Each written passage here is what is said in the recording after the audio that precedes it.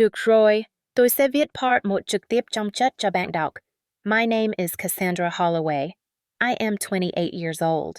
For 20 years, my parents called me the slow one while my sister Victoria collected Harvard degrees and inheritance promises. They mocked my dyslexia at dinner tables, excluded me from family decisions, and paid me a fraction of what they paid her. But on Victoria's graduation day at the Plaza Hotel, in front of 350 guests, a stranger in a gray suit handed me an envelope that would expose every lie my parents ever told. About me, about themselves, about the empire they claimed to have built. What they did not know? My grandmother had been watching. She saw everything, every cruel word, every dismissive glance, every Christmas dinner where I was treated like a stain on the family name. And she left me something that would flip the entire Holloway empire upside down. This is the story of how I went from invisible to unstoppable. But it does not start in that ballroom. It starts 21 years earlier in a doctor's office when a 7-year-old girl learned that something was wrong with her, or at least that is what everyone wanted her to believe. The letters on the eye chart were dancing.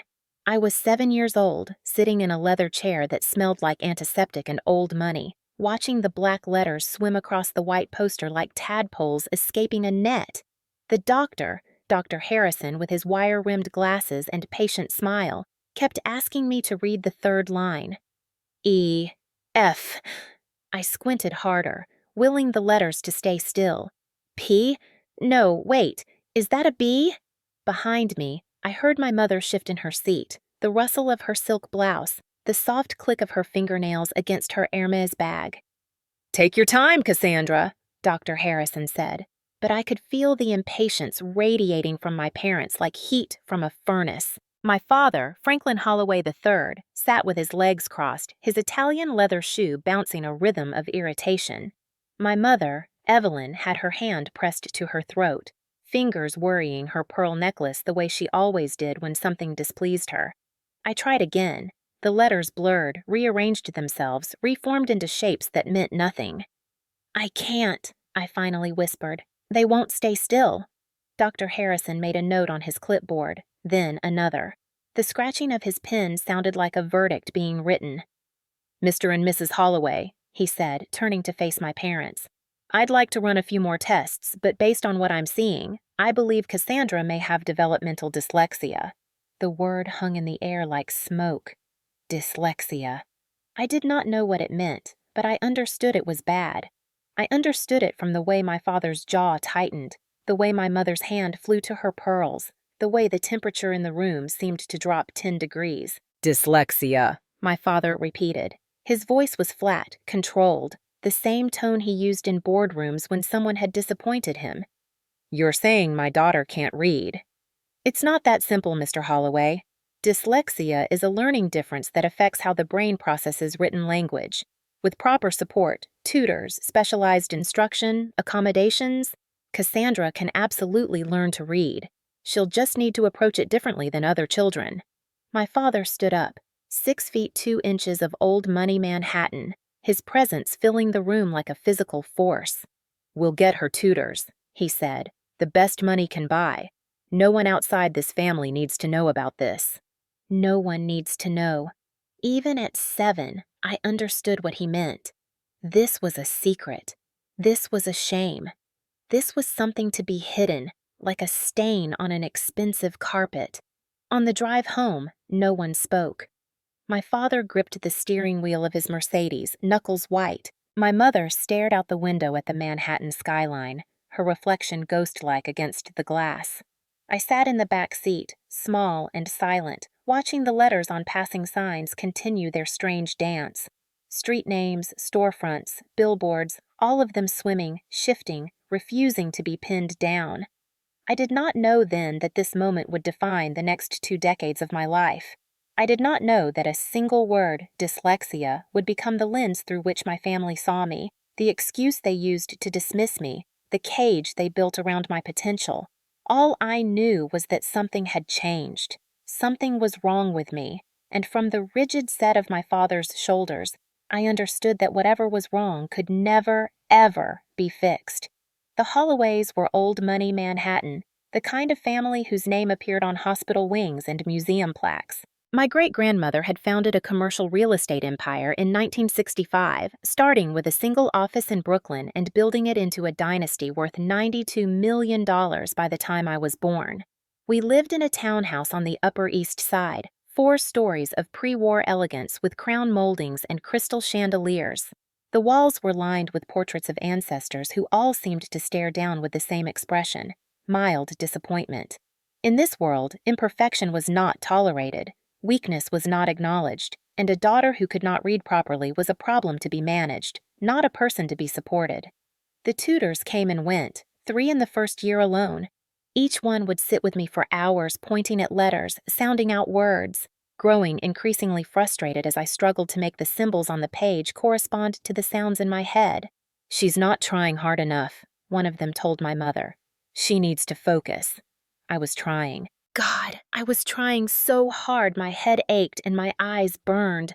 But the letters kept dancing and the tutors kept leaving, and eventually my parents stopped hiring new ones. "We've done everything we can," my mother said when I was 10, her voice carrying through the closed door of my father's study. "At some point, we have to accept that some children just aren't academic. Some children. Not Cassie, not your daughter. Some children, as if I were a statistic, a case study, a regrettable exception to the Holloway rule of excellence." Meanwhile, my sister Victoria was proving exactly how excellent a Holloway could be. Victoria was 4 years older than me, and she had inherited everything our parents valued: the sharp cheekbones, the easy confidence, the brain that processed information like a supercomputer. By the time I was struggling through 3rd-grade readers, Victoria was already taking advanced placement courses. By the time I was hiding audiobooks under my bed like contraband, Victoria was being recruited by Ivy League schools. The divergence was subtle at first, then impossible to ignore. When Victoria turned 12, our parents hired a violin instructor from Juilliard Preparatory. $400 an hour, twice a week. Within 2 years, she was performing at Carnegie Hall's Youth Showcase. When I turned 12, I asked my mother about getting more help with my reading. "Cassie," my mother sighed, not looking up from her appointment book. "We've already spent so much on specialists. At some point, we have to accept that some children just aren't academic." That word again. Academic. As if the ability to decode written symbols was the only measure of intelligence, the only path to worth. I was 12 years old, and I believed her, so I learned to adapt on my own. Audiobooks became my secret lifeline. I would lie awake at night with earbuds hidden under my pillow, listening to novels while my parents thought I was sleeping. I discovered that words, when spoken aloud, did not dance. They marched in orderly lines from speaker to brain, carrying stories and knowledge and entire worlds. I developed my own system: visual notes, diagrams, flowcharts. Where other people saw paragraphs, I saw patterns. Where they read sentences, I mapped relationships. My notebooks were filled with drawings that would have looked like chaos to anyone else but made perfect sense to me. In school, I was the quiet one. The girl who never raised her hand, never volunteered to read aloud, never drew attention to herself. Teachers wrote comments on my report cards. "Cassandra is very shy. Cassandra needs to participate more. Cassandra shows potential but lacks confidence." What they did not write: "Cassandra has taught herself to compensate for a learning difference that her family refuses to address." Cassandra is surviving in a system designed for people whose brains work differently than hers. Cassandra is not shy. She is hiding. Victoria graduated high school as valedictorian. Acceptance letters arrived from Harvard, Yale, Princeton, Stanford. She chose Harvard, of course. The Holloway name looked good on crimson letterhead. I graduated high school in the middle of my class, invisible and unremarkable, accepted to a state university that no one in my family had ever heard of. "At least she'll get a degree," my father said to my mother at my graduation party, not realizing I was standing close enough to hear. "That's something, I suppose." That is something. After 18 years of trying, of hiding, of learning to survive in a world that was not built for me, the best my father could manage was, "That is something." I did not cry. I had stopped crying about my family years ago. Instead, I filed the moment away in a mental folder labeled proof. Proof that my father would never see me. Proof that my mother would never fight for me. Proof that in the Holloway family hierarchy, I would always be at the bottom. But there was one person who saw me differently. One person who had been watching all along, taking notes of her own, planning something that none of us could have imagined. My grandmother Eleanor. Grandmother Eleanor lived alone in an apartment on the Upper West Side, a pre-war two-bedroom that she had owned since 1972. While my parents' townhouse was all about display, expensive art, designer furniture, carefully curated evidence of wealth, Eleanor's apartment was about history. The walls were covered with photographs. Not professional portraits or society page clippings, but real moments captured in time. Eleanor breaking ground on her first Brooklyn property in 1965, shovel in hand, grinning at the camera. Eleanor shaking hands with Mayor Koch, both of them laughing at some shared joke. Eleanor accepting a Women in Business award in 1987, her acceptance speech still framed beside the photo. What I noticed, even as a child, was what was not on those walls. My father. There were no photos of Franklin at the helm of Holloway Properties, no proud mother-son moments, no evidence that he had ever contributed anything to the empire she had built. The Sunday visits began when I was 13, after a particularly brutal week at school, where I had been asked to read aloud in English class and had stumbled so badly that 3 boys had laughed out loud. I came home crying, and my mother, in a rare moment of something approaching maternal instinct, suggested I go visit grandmother. "She's been asking about you," Mother said. "Go keep her company for an afternoon. It'll do you both good." I took the subway alone, clutching the address on a piece of paper, terrified and excited in equal measure. I had met Grandmother Eleanor at family gatherings, of course, but always in the chaos of holiday dinners and birthday parties where she sat quietly, watching everyone with those sharp, knowing eyes. She opened the door before I could knock. "Cassandra." Her voice was like gravel and honey, roughened by age but somehow warm. "I've been expecting you. Come in, come in. I've made tea." The apartment smelled like old books and lavender. She led me to a sitting room where 2 cups of tea waited on a silver tray, as if she had known the exact moment I would arrive. "Your mother tells me you had a difficult week," Eleanor said, settling into an armchair that seemed to have been molded to her small frame. "Something about reading aloud?" I stared at my tea. The shame burned in my chest like acid. "I'm not good at reading," I whispered. "The letters move around. Everyone thinks I'm stupid." Eleanor was quiet for a long moment. When I finally looked up, I expected to see pity in her eyes. Or worse, the disappointed resignation I saw in my parents' faces every time my report card arrived. Instead, I saw something that looked almost like recognition. "Do you know how I started Holloway Properties?" she asked. I shook my head. I was 23 years old, fresh out of secretarial school, working for a real estate developer in Brooklyn. My job was to type letters and answer phones. But I noticed something the men in the office didn't see. I noticed patterns. She leaned forward, her eyes bright. The neighborhood where we worked was changing. Demographics shifting, businesses moving in, property values about to rise. The men saw numbers on a page. I saw the whole picture, the flow of people, the rhythm of the streets, the invisible forces shaping the future. So I took out a loan, bought my first building, and within 5 years, I owned half the block. "I don't understand," I said. "What does that have to do with me?" Eleanor reached across the table and took my hand. Her skin was thin as paper, but her grip was surprisingly strong. "Your father reads contracts like a lawyer," she said. "He looks for what he can exploit. But you, Cassandra, I've watched you at family dinners. While everyone else is talking, you're observing. You see relationships between people that others miss. You notice when someone is uncomfortable, when someone is lying, when the mood in a room shifts." I did not know what to say. No one had ever described my silence as anything other than shyness. "I want to teach you something," Eleanor continued. "Not how to read faster or spell better. Those things will come in time or they won't, and it doesn't matter. I want to teach you how to see." She stood up, crossed to an old wooden filing cabinet, and pulled out a stack of yellowed papers. "These are the original contracts from my first Brooklyn deal, 1965. They're full of legal language, fine print, complicated clauses. Your father would read them word by word, looking for loopholes. I want you to look at them differently." She spread the papers across the coffee table. "Don't try to read every word. Instead, look at the structure. Who are the parties involved? What does each one want? Where do their interests align? And where do they conflict? Think of it like architecture. You're not reading a contract, you're mapping a building." For the next 3 hours, Eleanor taught me to see documents as systems instead of sentences.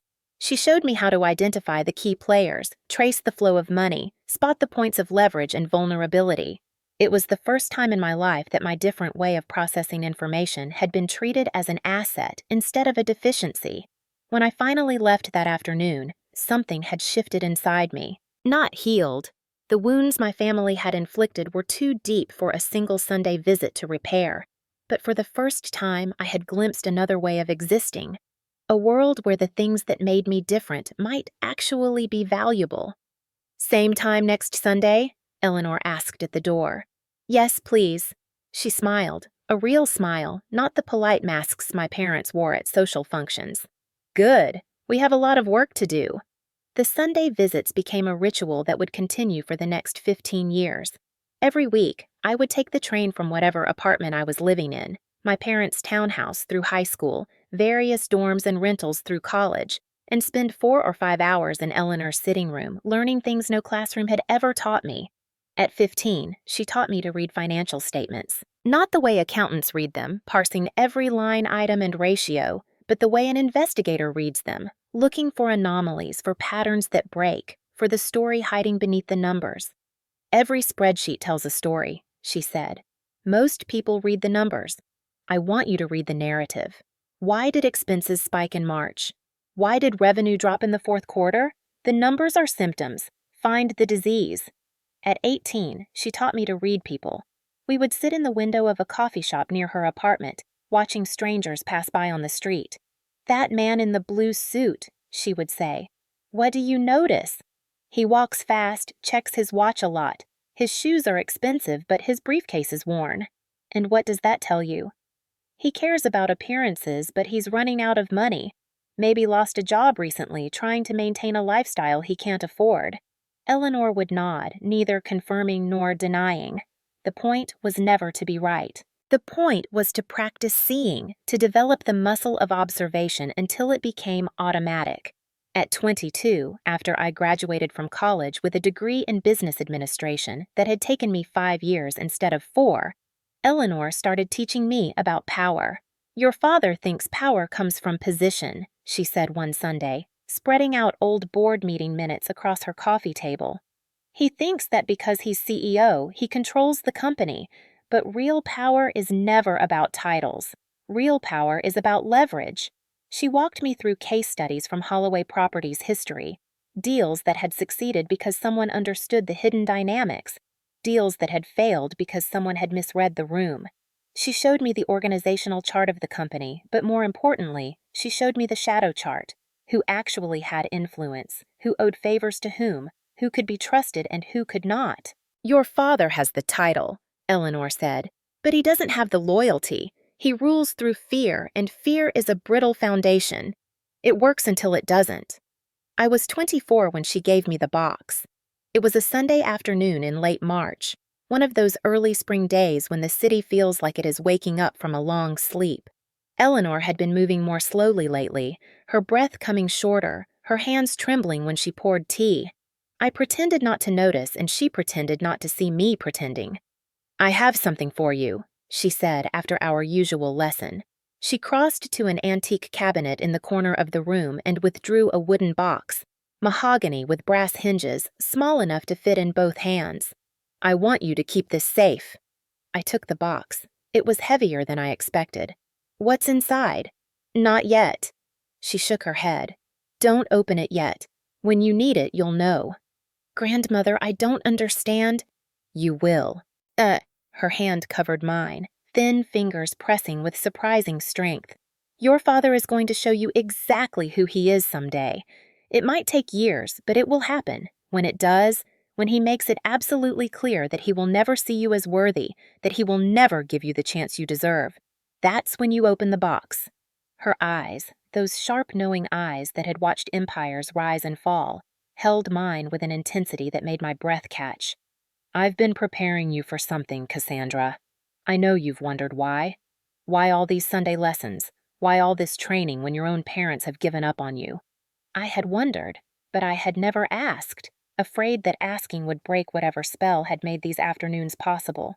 I've been watching this family for a long time, Eleanor continued, watching what my son has become, what he's done to you. I can't change the past, but I can give you the tools to claim your own future. I took the box home that night and placed it in the back of my closet. For weeks, I would take it out and hold it, running my fingers over the smooth wood, wondering what was inside. But I never opened it. Something about the weight of Eleanor's words made me understand that the timing mattered, that opening it too soon would be as wrong as not opening it at all. I did not know then that I would wait 5 more years. I did not know that by the time I finally lifted that lid, my grandmother would be 3 years dead, and my father would have done exactly what she predicted. I did not know anything that spring afternoon, except that someone in my family finally believed in me, and that belief, fragile as it was, would be enough to carry me through everything that came next. The Christmas dinner of 2018 was, by Holloway standards, a modest affair. Only 20 relatives gathered around the mahogany table in my parents' formal dining room. The townhouse had been decorated by a professional team. They came every year the week after Thanksgiving, transforming the already opulent space into a winter wonderland of white lights, imported wreaths, and tasteful silver ornaments. No colored bulbs, no tinsel, nothing that might suggest actual festivity. This was Christmas as performance art, designed to appear in the society pages of town and country. I was 22 that year, fresh out of college, living in a studio apartment in Queens that my parents had never visited. I had taken a job as an administrative assistant at a nonprofit, earning $38,000 a year, enough to cover rent and student loans, with just enough left over for subway fare and instant ramen. At family gatherings, I had learned to arrive exactly on time, speak only when spoken to, and position myself at the edges of conversations where I could observe without being noticed. It was a survival strategy I had developed over years of being the family disappointment. But this Christmas was different. This Christmas, Victoria had news. The announcement came between the second and third courses, as was tradition. My father rose from his seat at the head of the table, crystal wine glass raised, his presence commanding the attention of every person in the room. "Before we continue," he said, his voice carrying that boardroom authority he wore like a second skin, "I'd like to make an announcement." The table fell silent. 20 faces turned toward him, anticipation flickering in their eyes. As many of you know, Victoria has been excelling in her legal studies. Today, I'm proud to share that she has been accepted to Harvard Law School. A murmur of approval rippled through the room. Full scholarship. The murmur became applause. Victoria, seated at our father's right hand, blushed with practiced modesty. "My eldest daughter," Franklin continued, beaming with a pride I had never seen him direct at me, "will be the first Holloway to attend Harvard in 3 generations. She is going to take this family and this company to extraordinary heights." More applause. Uncle Richard clapped Victoria on the shoulder. Aunt Catherine dabbed at her eyes with a linen napkin. Cousins I barely knew raised their glasses in toast after toast. I sat at the far end of the table, near the door to the kitchen, and watched. My father's gaze drifted down the table, past the aunts and uncles, past the crystal and silver, until it landed on me. The warmth in his voice evaporated like morning frost. "And Cassie." He paused. The silence stretched. "Well, Cassie is also here." A few relatives chuckled, soft, uncomfortable laughs, the kind people make when they do not know what else to do. Victoria did not defend me. She laughed along with them, her perfect teeth gleaming in the candlelight. I stared at my plate, the roasted lamb blurred through tears I refused to let fall. Also here. After 22 years, that was all I was to him. Also here. Not a daughter, not a person. Just an afterthought, an inconvenience, a stain on the family Christmas photo. Under the table, a hand found mine. Thin fingers. Papery skin. a grip that was surprisingly strong. Grandmother Eleanor, seated across from me, squeezed gently. When I looked up, her eyes held something fierce, something that looked almost like fury. Not at me, at him. She did not say anything. She did not need to. The pressure of her hand said everything. I see you. I see what he is doing, and I will not forget. The moment passed. Conversation resumed.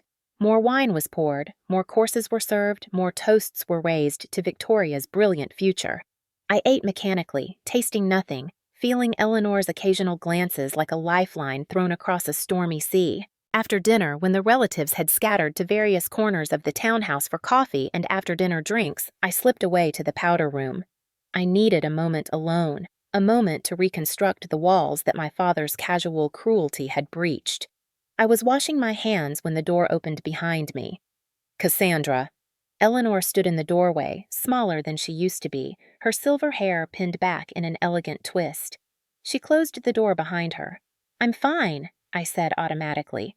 Really, grandmother, I'm used to it. That's what concerns me.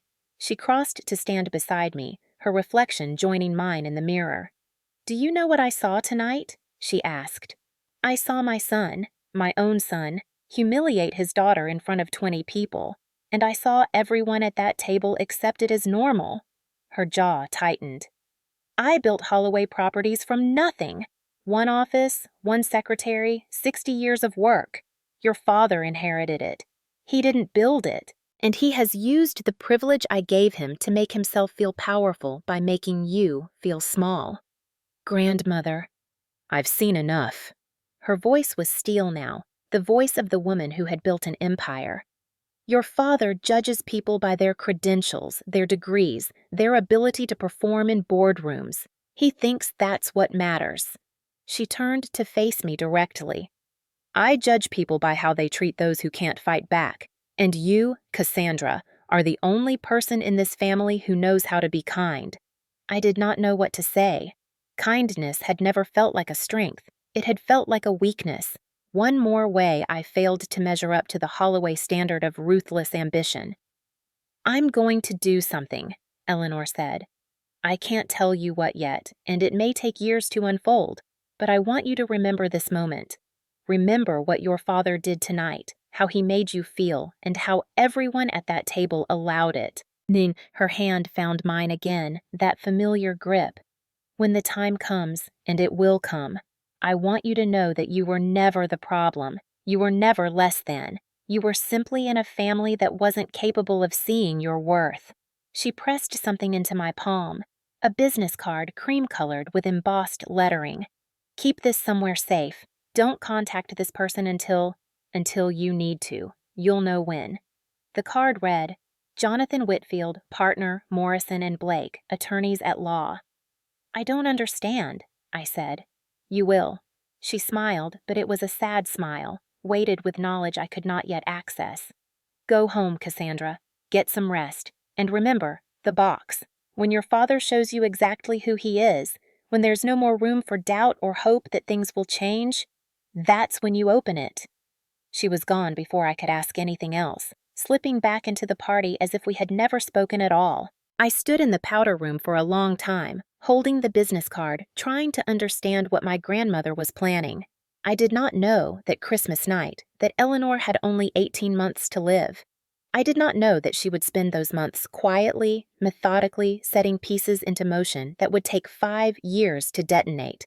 I did not know anything except that in a room full of people who had just watched my father dismiss me as an afterthought, one person had seen me.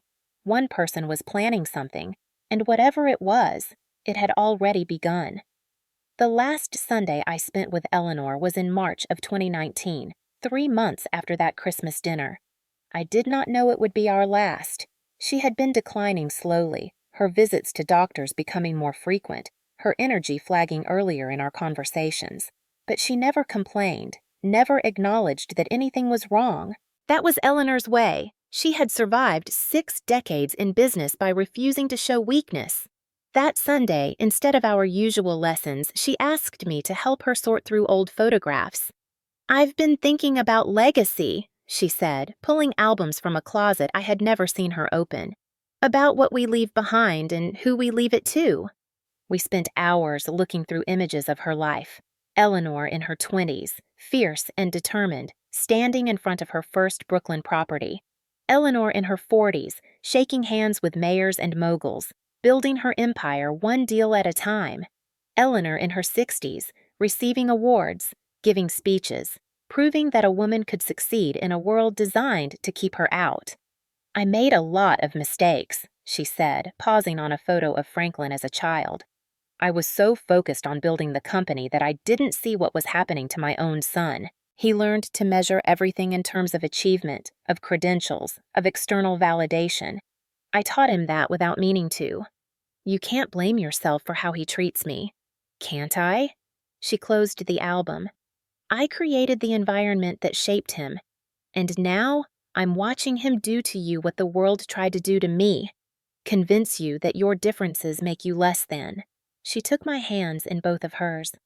I want you to understand something, Cassandra.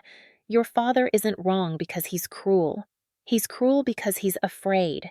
Afraid that if he looks too closely at you, he'll see something he recognizes, something he's spent his whole life running from.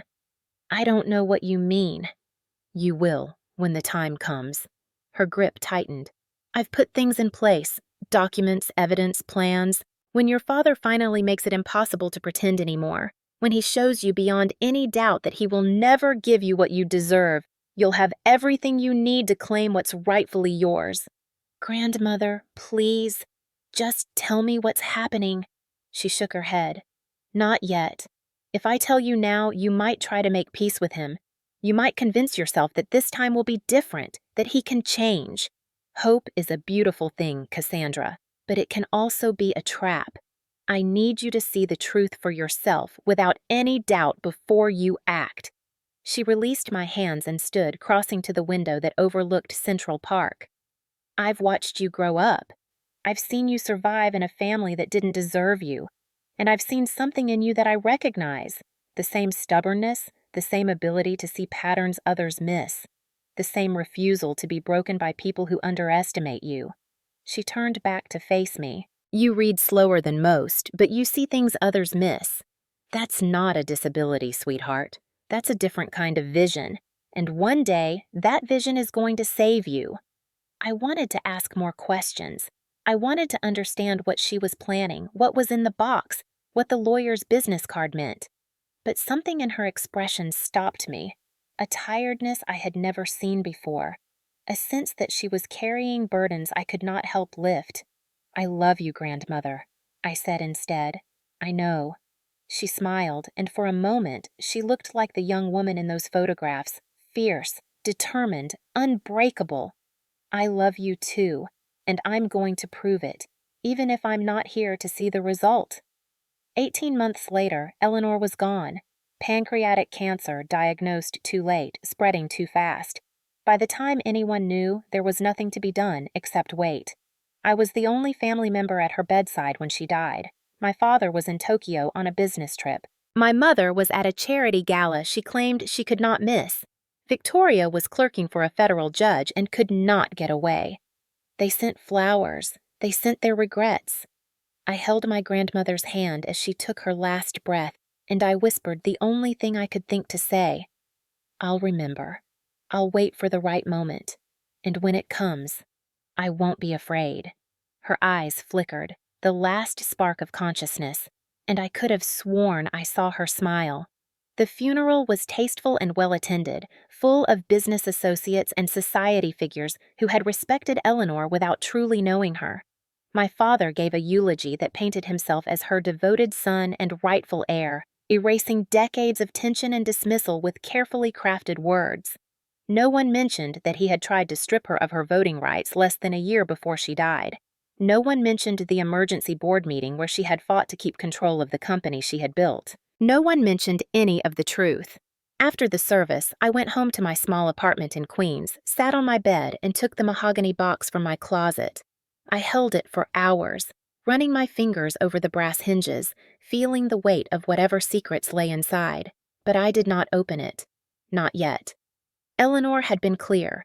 when your father shows you exactly who he is, when there is no more room for doubt or hope, and despite everything, despite the Christmas dinner, despite the years of dismissal, despite all the evidence that my father would never see me as worthy, there was still a small, stubborn part of me that hoped. Maybe things would change. Maybe the loss of his mother would soften him. Maybe, with Eleanor gone, he would finally see the value in the daughter he had always overlooked. It would take 5 more years for that hope to die. But when it did, when my father finally showed me beyond any doubt that I would never be anything to him but an embarrassment to be managed, I would be ready.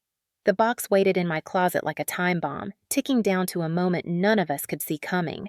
And somewhere, in whatever place the dead go to watch the living, I imagined Eleanor watching too.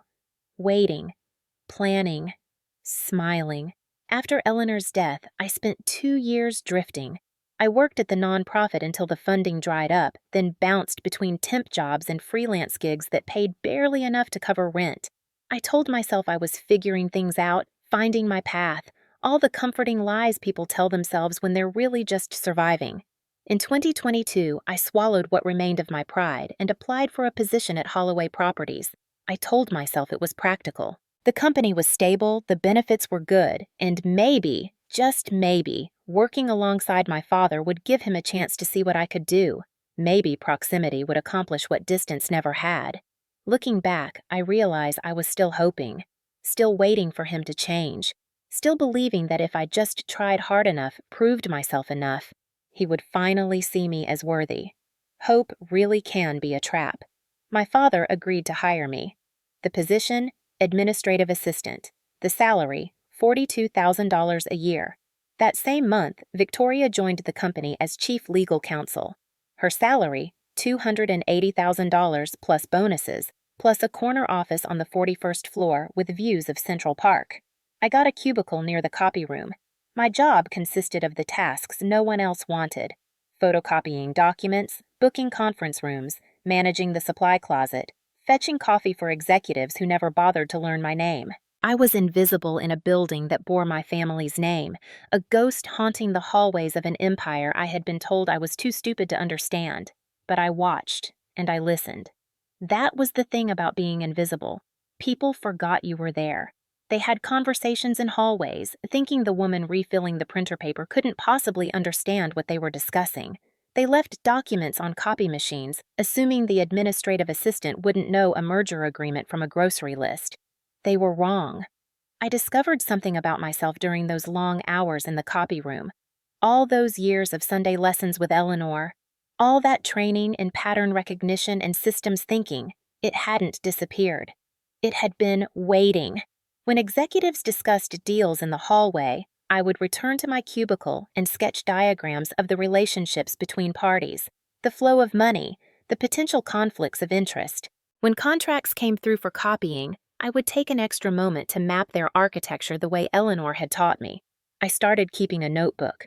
Not words, my brain still struggled with dense text, but visual maps, flowcharts, relationship webs, a shadow organization chart that showed who actually held power at Holloway Properties, not just who had the fancy titles.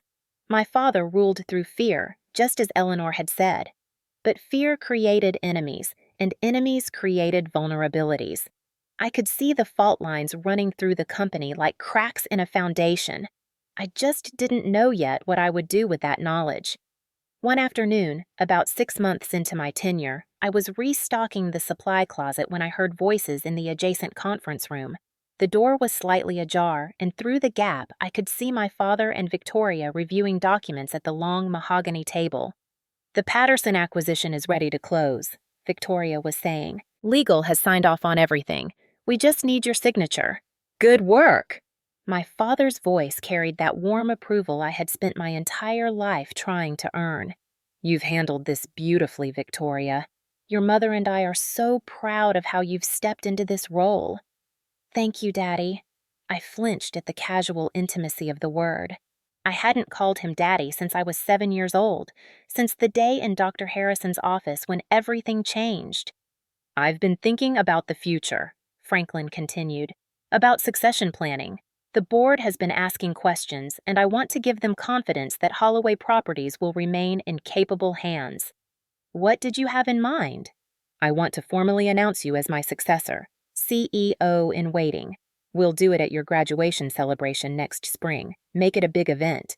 300 guests, the Plaza Hotel, the whole production. That sounds perfect. There's just one complication.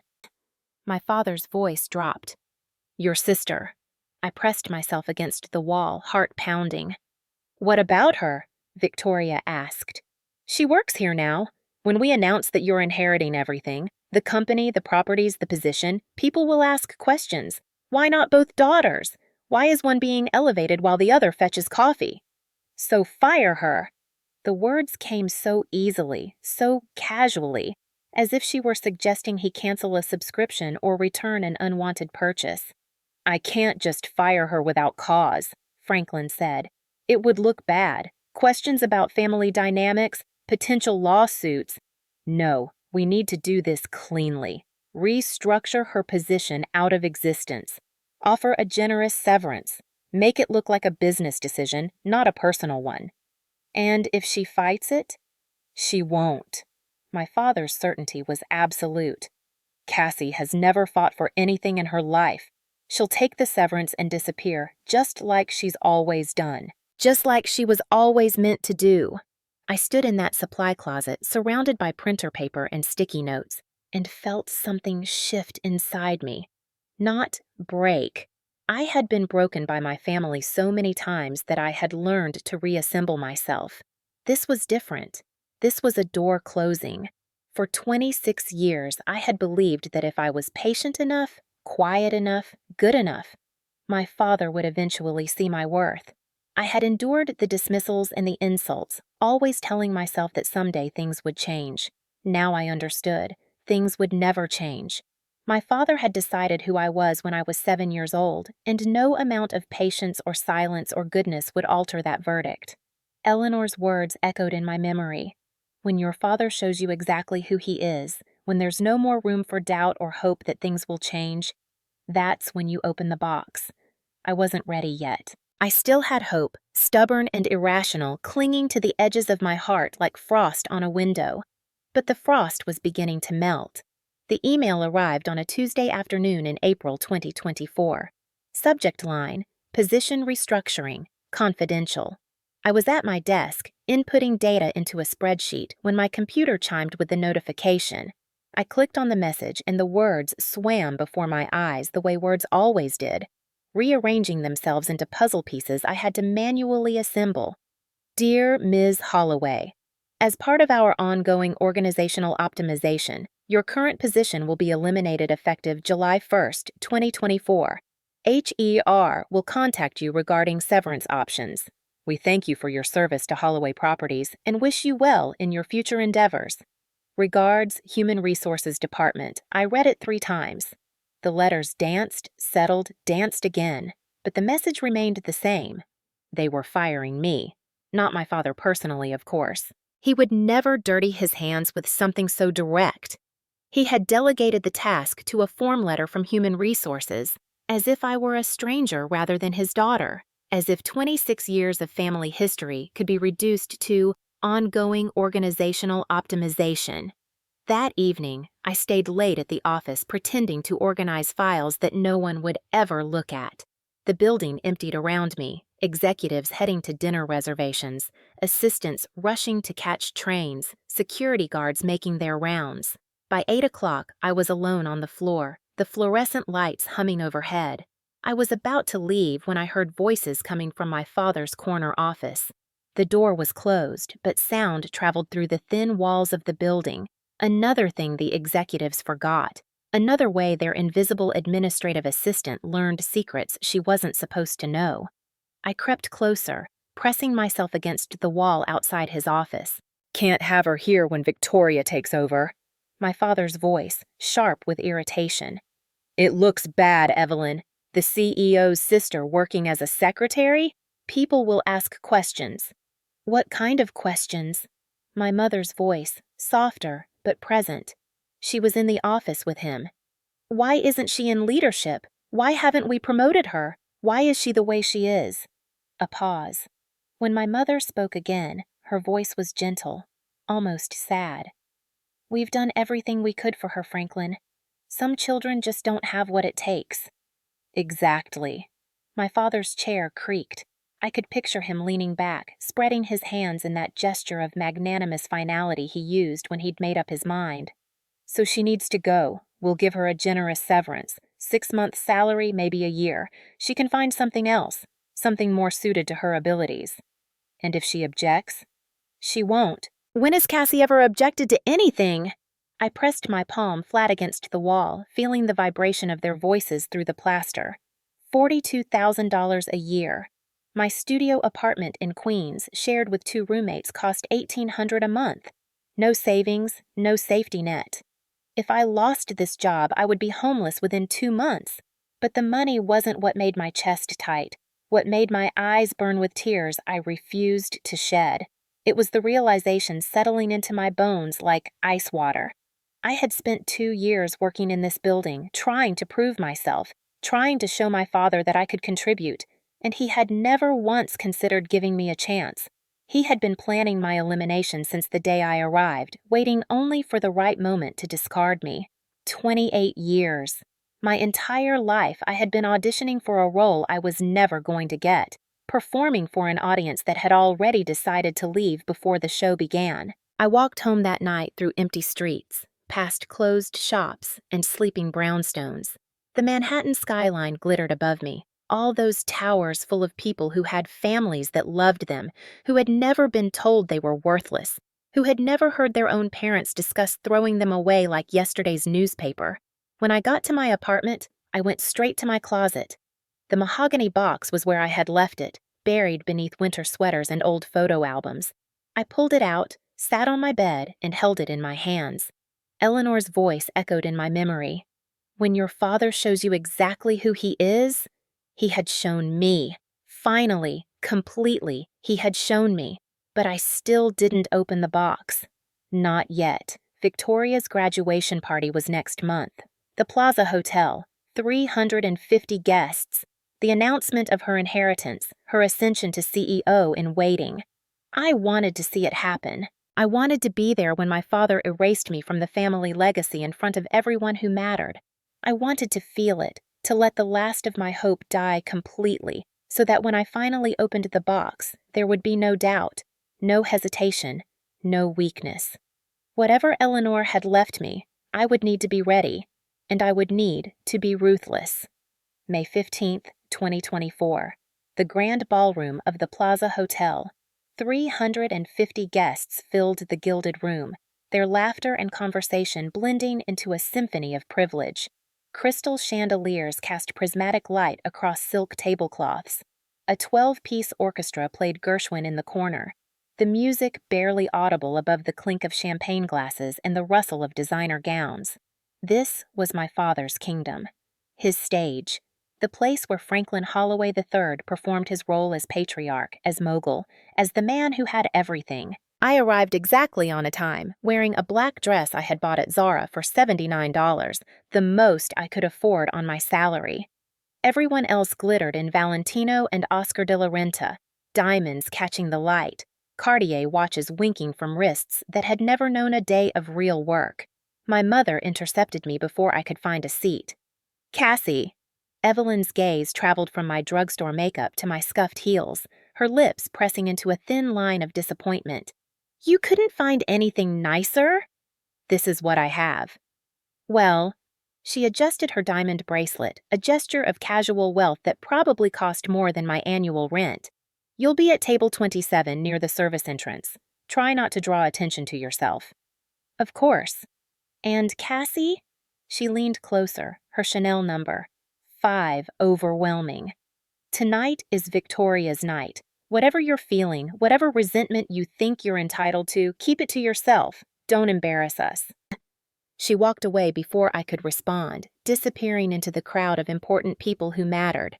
Table 27 was exactly where she said it would be, at the very back of the ballroom, partially hidden behind a marble pillar. My table mates were distant cousins I had met perhaps twice in my life, People who knew my last name but not my face, who wouldn't notice if I slipped away or never arrived at all.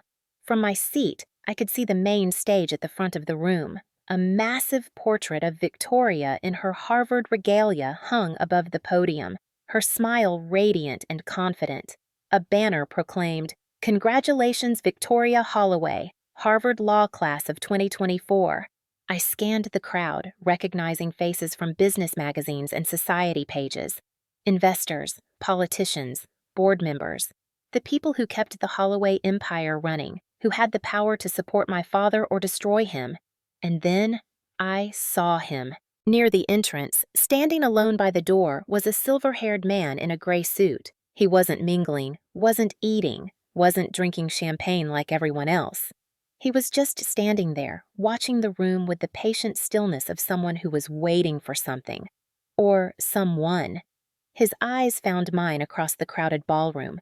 For a moment, we simply looked at each other, two people who didn't belong in this glittering world, recognizing something in each other. Then he looked away, and I told myself I had imagined the connection.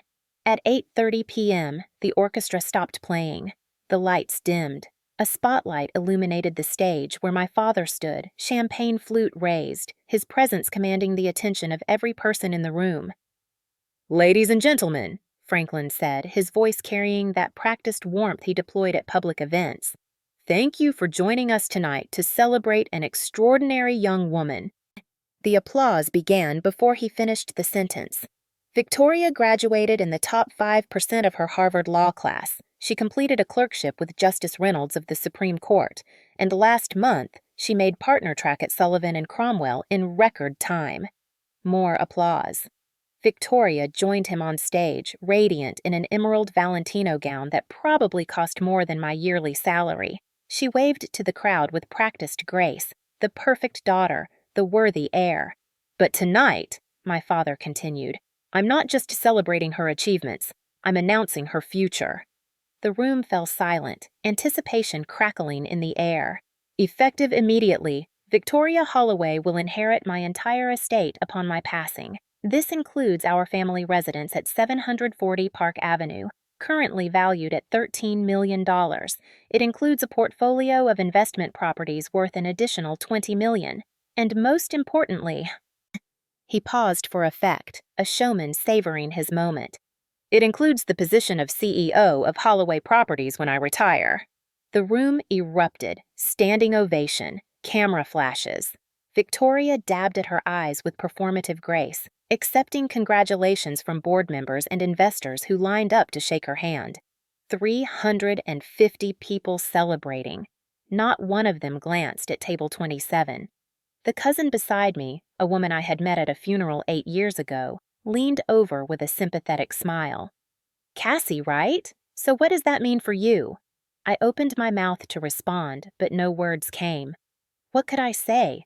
That I had just been formally erased from my own family? That the termination email in my inbox was only the beginning? That every fear I had ever had about being worthless had just been confirmed in front of everyone who mattered? The applause died down. Victoria hugged our father. Cameras clicked.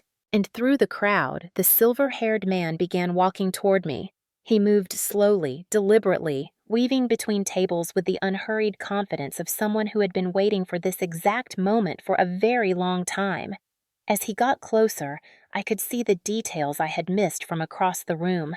The deep-set eyes, the careful posture, the expensive but understated suit of someone who spent his life in courtrooms. He stopped at table 27. "Miss Holloway." "That's me?" I straightened in my chair, suddenly aware of how out of place I must look. The poorly dressed sister, the afterthought, the embarrassment. "Can I help you?" "My name is Jonathan Whitfield." He pulled a business card from his breast pocket and handed it to me. Cream-colored, embossed lettering. Morrison and Blake, attorneys at law, the same law firm on the card Eleanor had given me 6 years ago. "I was your grandmother's lawyer," he said, "for 13 years until her death. She left something for you with very specific instructions about when to deliver it." My heart stopped. "What?" From inside his jacket, he produced a cream envelope. Heavy stock sealed with red wax bearing a notary stamp. The date on the stamp read September 12th, 2019. 5 months after Eleanor's last Sunday with me. 5 months after she'd handed me the mahogany box. "What is this?" I whispered. "Her will." Jonathan's voice dropped, barely audible above the noise of the celebration. "The real one. The one your father doesn't know exists." I stared at the envelope, not daring to touch it. "I don't understand." "Your grandmother gave me explicit instructions." Jonathan glanced toward the stage where Franklin and Victoria were still posing for photographs. "I was to deliver this document on the day your father publicly disinherited you. I believe that just occurred." He held out the envelope. My hands trembled as I took it. "Mr. Whitfield, what's in here?" For the first time, something almost like warmth flickered in his eyes. "Mrs. Eleanor told me to tell you. Give this to Cassie on the day Franklin shows her exactly who he is. By then, she'll be ready." He straightened his tie.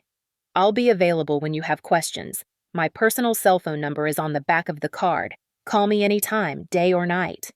Then he turned and walked away, disappearing into the crowd as quietly as he had arrived.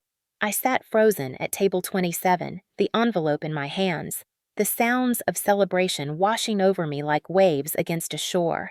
350 people toasting Victoria's future.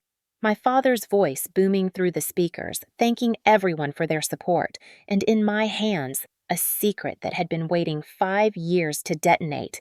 I couldn't breathe in that ballroom.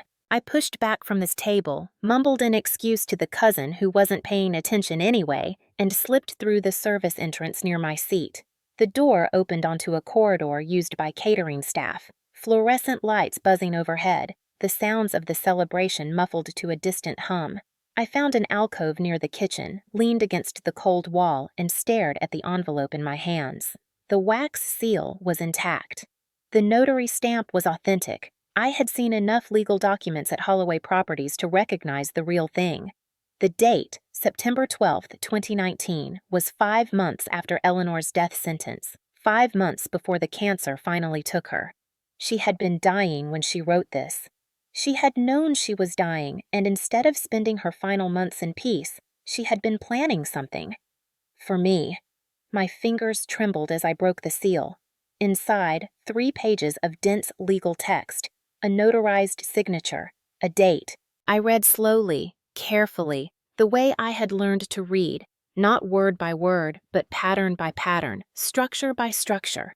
The letters swam and danced, but I forced them into focus through sheer will. I, Eleanor Margaret Holloway, being of sound mind and body, do hereby revoke all previous testamentary documents and declare this to be my last will and testament. Legal language, boilerplate. My eyes skipped ahead, searching for the part that mattered. And then, I found it. To my granddaughter, Cassandra Ann Holloway, I bequeath 51% of my shares in Holloway Properties, LLC, currently valued at approximately $47 million, along with all voting rights associated therewith. I read it again, and again. 51%, controlling interest, $47 million. The will continued. This bequest is made with full knowledge of my son Franklin's treatment of Cassandra. She has been excluded, diminished, and denied opportunity not due to lack of ability, but due to lack of support. Cassie is not slow. Cassie was abandoned, and I will not allow her father's prejudice to continue after my death. A sob caught in my throat. She knew. She had known everything. Every cruel word, every dismissive glance, every Christmas dinner where I was treated like an afterthought. She had seen it all, and she had spent her final months building a weapon to make it right. I kept reading. Franklin has confused credentials with character, degrees with worth. He tried to strip me of my voting rights because I saw through him. He marginalized Cassie because she reminded him of the kind of person he refuses to be. My hands were shaking so badly now that I could barely hold the pages. I built this company from nothing. I choose who carries it forward. I choose Cassie. And then, at the bottom of the 3rd page, a condition. Condition. To activate this bequest, Cassandra must formally request an emergency board meeting within 72 hours of receiving this document. Failure to act within this window will render this will null and void, and all assets shall transfer per my 2015 testament. 72 hours. I checked my phone. 9:47 p.m., May 15th. The deadline would fall at 9:47 p.m. on May 18th. 3 days. 3 days to decide whether to use this weapon. 3 days to choose between the family I had always known and the future Eleanor had tried to give me. I slid down the wall until I was sitting on the floor, the document clutched to my chest, tears streaming down my face. My grandmother had seen me. In a family of people who looked right through me, she had seen exactly who I was, and she had believed I was worth fighting for. Now, I had to decide if I believed it too. I took a cab home that night. An extravagance I couldn't afford, but I couldn't face the subway, couldn't stand the thought of being surrounded by strangers while my world rearranged itself. My apartment was dark when I arrived. My roommates were asleep or out or wherever roommates go when you're not paying attention. I crept to my room, closed the door, and sat on my bed in the darkness. The mahogany box was where I had left it, waiting in my closet like a patient friend. I pulled it out and set it on my bed beside the envelope. For a long moment, I just looked at them, the two pieces of Eleanor's plan, finally united. Then I opened the box. Inside, a handwritten letter on Eleanor's personal stationery, a faded document with a 1965 date stamp, and a USB drive, sleek and modern, clearly added much later than the other contents. I reached for the letter first. My dearest Cassie, if you're reading this, then Jonathan has done his job and your father has done exactly what I feared he would. I'm sorry I couldn't protect you while I was alive, but I can protect you now. The enclosed document is the original partnership agreement from 1965 when I founded Holloway Properties with two colleagues who have long since passed. Your father has never seen it. It establishes that the founders' shares carry permanent voting rights that cannot be diluted or transferred without board approval. What this means, even if your father tries to challenge my will, even if he claims I was senile or manipulated, he cannot take away the voting rights I've given you. The 1965 agreement supersedes everything. The USB contains something else, something your father hoped I had forgotten. In 2018, Franklin proposed a resolution to reduce my voting rights from 51% to 10%. His stated reason, I was too old to understand modern business. The real reason, he wanted control and I was in his way. The board rejected his proposal by 2 votes. I was one of those votes. I never forgot what he tried to do, and I never forgave him for the way he treated you to justify it, as though diminishing you somehow proved I was unfit. Use this wisely, Cassie, not for revenge, for justice. All my love, Grandma Eleanor. I set down the letter and picked up the USB drive. My laptop was old, a refurbished MacBook I had bought secondhand 3 years ago, but it still worked. I plugged in the drive and waited for it to load. One file. Board meeting minutes, March 2018.pdf. I opened it. The document was a transcript of a closed board meeting, the kind that wasn't supposed to exist outside the company's secure servers. But Eleanor had kept a copy, hidden away for 6 years, waiting for the moment when it would matter. I scrolled through the pages, my pattern recognition instincts guiding me to the relevant sections. Mr. Franklin Holloway. I move to reduce Eleanor Holloway's voting shares from 51% to 10%, effective immediately. Mr. Thornton. On what grounds? Mr. Franklin Holloway. The founder is 81 years old. She no longer attends meetings regularly. She doesn't understand modern business operations. Her continued majority control represents a liability to the company's future. Mrs. Sullivan. Franklin, this is your mother we're discussing. Mr. Franklin Holloway. Which is exactly why I'm the one raising the issue. No one else would have the courage. But we can't let sentiment interfere with sound business practice. Eleanor has had a remarkable career, but her time has passed. The company needs leadership that can adapt to the 21st century. The vote had failed. 7 against, 4 in favor. Eleanor had kept her shares, her power, her dignity. but she had also kept the evidence of her son's betrayal. I closed the laptop and sat in the darkness thinking. 72 hours. The deadline Eleanor had set. If I requested an emergency board meeting, I would have to present the will.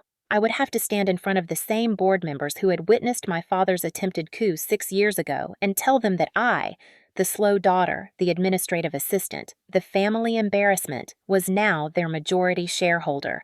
My father would fight. Victoria would fight.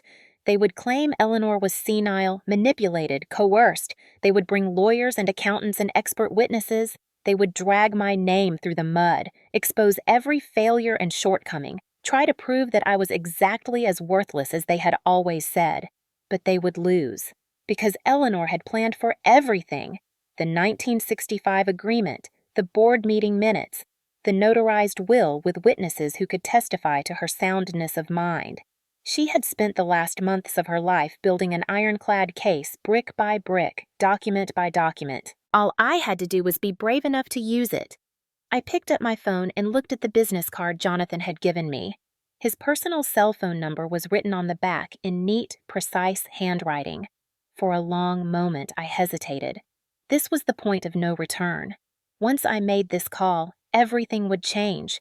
My relationship with my parents, my sister, my entire family, all of it would be destroyed. But what relationship? What family? My father had just disinherited me in front of 350 people. My mother had told me to sit in the back and not embarrass anyone. My sister had laughed when my name was mentioned as an afterthought. These people had never been my family. They had been my jailers, and I had been too afraid to see the bars. I dialed the number. Jonathan answered on the second ring.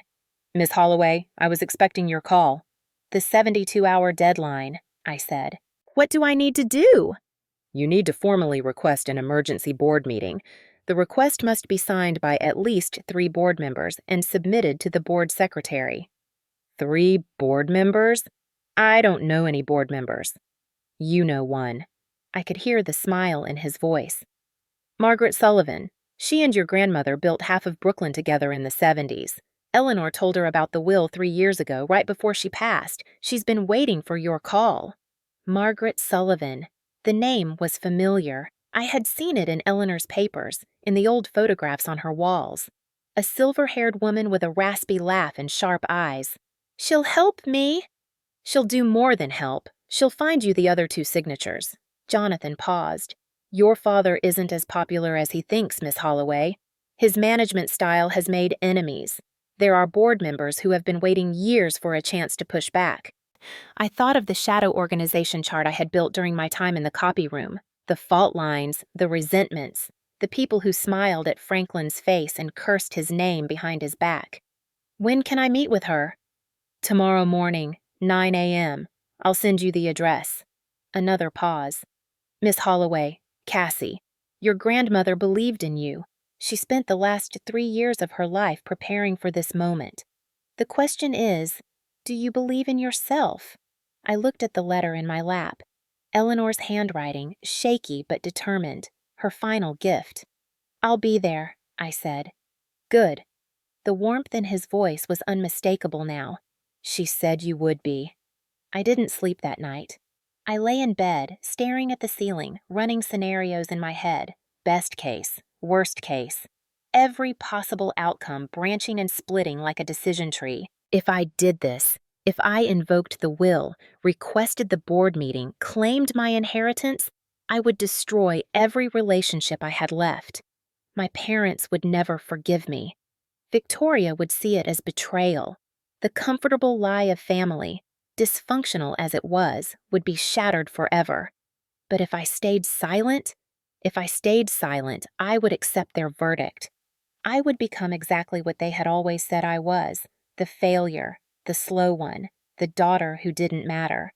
I would take the severance package and disappear into obscurity, spending the rest of my life wondering what might have happened if I had been brave enough to fight. Eleanor's voice echoed in my memory. Hope is a beautiful thing, but it can also be a trap. For 28 years, hope had kept me chained to a family that didn't deserve my loyalty. Hope that my father would change. Hope that my mother would stand up for me. Hope that someday, somehow, I would be good enough. That hope was dead now. My father had killed it himself in front of 350 witnesses, and in its place, something new was growing. Something that felt like anger, but cleaner, sharper, more focused, not revenge. Eleanor had been clear about that. Not revenge, justice. There was a difference, I realized, lying in the darkness. Revenge was about making someone else hurt. Justice was about claiming what was rightfully yours. My grandmother had built Holloway Properties from nothing. She had poured 60 years of her life into creating something lasting, something meaningful, and she had chosen me to carry it forward. Not because I was the smartest or the most accomplished, but because I was the only one she trusted not to corrupt it. I thought about what Victoria would do with the company. She would run it the way my father ran it, through fear, through intimidation, through the ruthless pursuit of profit at any cost. She would squeeze every penny out of every tenant, cut every corner, exploit every loophole. She would turn Eleanor's legacy into just another soulless corporation. I thought about what I could do instead, the sustainable development ideas I had been sketching in my notebooks, the tenant-friendly policies I had seen work in other companies, the ways Holloway Properties could be a force for good in the city Eleanor had loved, instead of just another monument to greed. I wasn't my father. I wasn't my sister. I was something else entirely, something they had never bothered to see. Maybe that was exactly what the company needed. At 6 a.m., I gave up on sleep, showered, and put on the best clothes I owned, a gray blazer I had borrowed from my roommate, a white blouse, black slacks. I looked at myself in the mirror and tried to see what Eleanor had seen. A woman who read slower than most, but saw things others missed. A woman who had been trained for 15 years to recognize patterns, to understand systems, to find the leverage points that others overlooked. A woman who had been underestimated her entire life and was about to prove everyone wrong.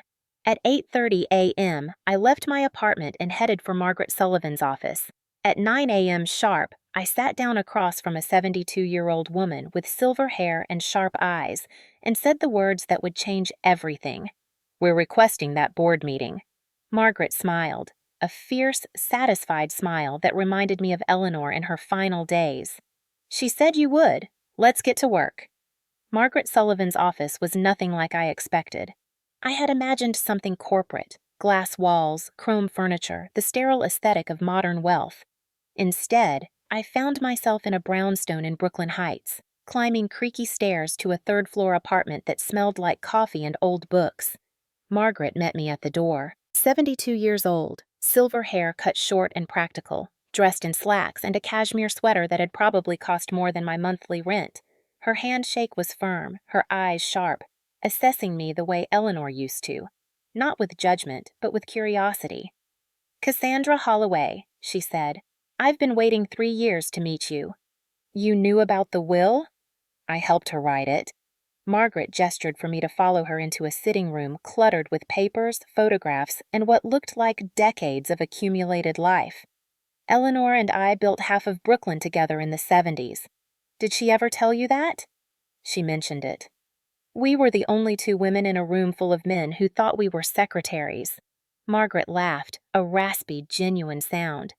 "We learned to watch each other's backs. When she got sick, when she knew she was dying, she came to me with a plan." She poured 2 cups of coffee from a pot that looked like it had been brewing since dawn and handed me one. "She told me everything, Cassandra. About your father, about how he treated you, about what he tried to do to her in 2018, and she told me what she was leaving you." "Did you think she was crazy?" "I thought she was brilliant." Margaret settled into an armchair across from me. "Your father has been running Holloway Properties like his personal fiefdom for 15 years.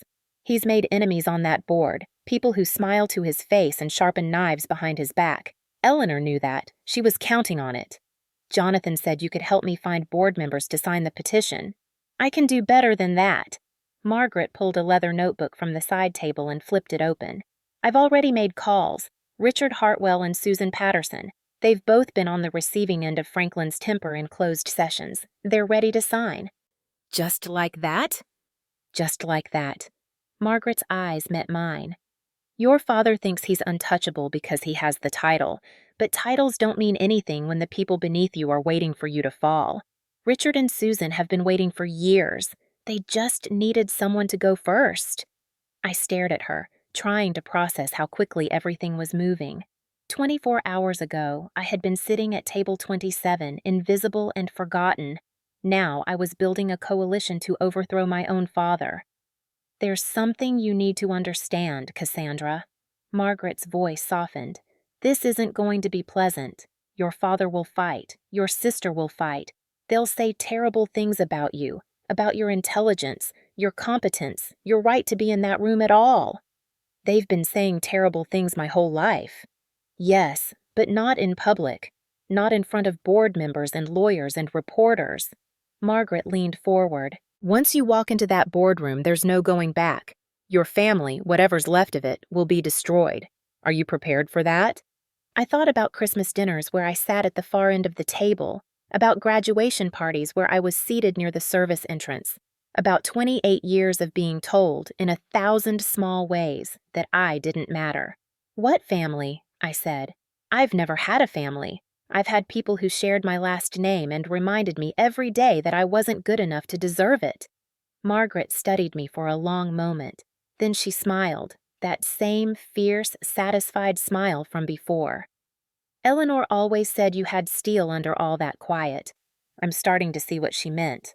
She stood up, crossing to a desk piled with papers.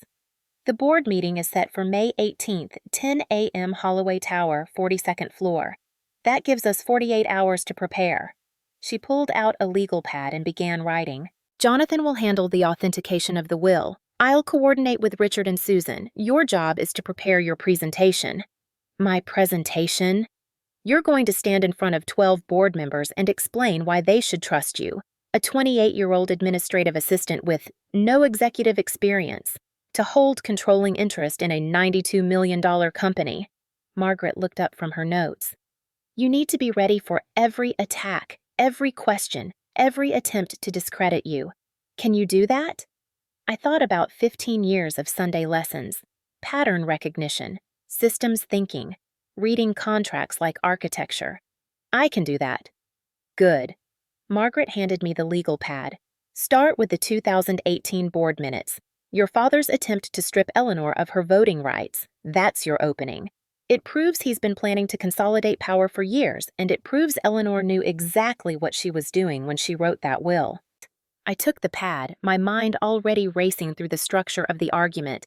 Not words. I would never be good at words, but patterns, relationships, the architecture of the case. One more thing, Margaret said as I headed for the door. Your father is going to claim Eleanor was senile, manipulated, not in her right mind. He's going to try to invalidate the will on those grounds. Jonathan said the notarization was solid. It is, but Franklin won't stop at legal arguments. Margaret's expression darkened. He'll attack you personally. Your dyslexia, your work history, your lack of credentials. He'll try to prove that Eleanor only left you the company because she felt sorry for you, that you're a charity case, not a legitimate heir. I felt the old familiar shame rising in my chest, the voice that had whispered worthless for 28 years. Then I remembered Eleanor's letter. Cassie is not slow. Cassie was abandoned. Let him try, I said. I've spent my whole life being underestimated. It's the only advantage I've ever had. Margaret laughed. God, you really are her granddaughter. Get out of here. I'll see you in 48 hours. My father found out about the board meeting at 4 p.m. on May 17th. I know this because Victoria called me 45 minutes later, her voice tight with barely controlled fury. What did you do? I was sitting in my apartment, surrounded by papers and diagrams, preparing for the meeting that would change everything. I had been expecting this call. I don't know what you're talking about. Don't play games with me, Cassie. The polish was cracking. I could hear the real Victoria underneath, the one who had laughed when our father called me an afterthought, the one who had suggested firing me like I was an unwanted subscription. Dad just got a notice from the board secretary. Emergency meeting tomorrow. Requested by Margaret Sullivan, Richard Hartwell, and Susan Patterson.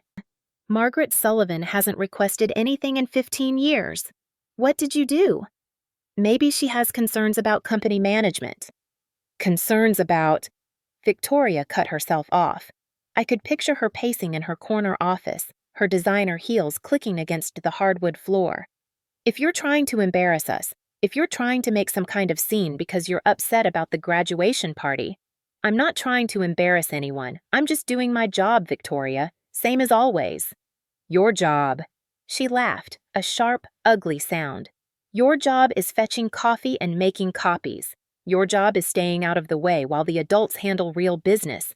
Your job is not what? Silence on the other end of the line. I could feel her recalculating, trying to figure out what I knew and how much danger she was in. Whatever you're planning, she finally said, it won't work. Dad has lawyers, he has the board, he has everything. Does he? Cassie? I have to go, Victoria. I have a lot of preparation to do for tomorrow. I hung up before she could respond. 20 minutes later, my father stormed past the security desk at Holloway Tower, according to the text Margaret sent me. He had been in meetings all day, unaware of the storm gathering around him. Now he was locked in his corner office, making phone calls, summoning lawyers, trying to understand how his invisible daughter had suddenly become a threat. Through her sources, board members who owed her favors, assistants who traded gossip, Margaret pieced together his strategy. He was going to claim the will was forged. He was going to claim Eleanor had dementia. He was going to claim I had manipulated a dying old woman into signing away her legacy. And if all else failed, he was going to claim that even if the will was valid, I was too incompetent to exercise the rights it granted me. That a woman who couldn't read a simple document without struggling had no business controlling a $92 million company. I read Margaret's text and felt something cold settle in my stomach. Not fear. I had lived with fear my whole life. This was something else. Recognition. My father was going to use my dyslexia against me.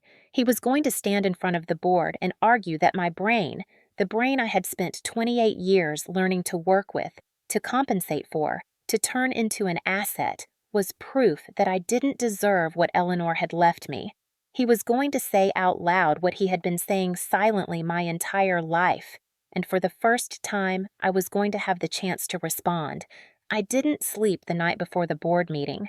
I sat at my desk, surrounded by documents and diagrams, rehearsing my presentation over and over until the patterns were burned into my memory. I couldn't rely on notes. Reading under pressure, with hostile eyes watching, would slow me down. Instead, I built a mental map of the argument. Each point connected to the next, each piece of evidence flowing naturally into the next. At midnight, I opened the mahogany box one more time.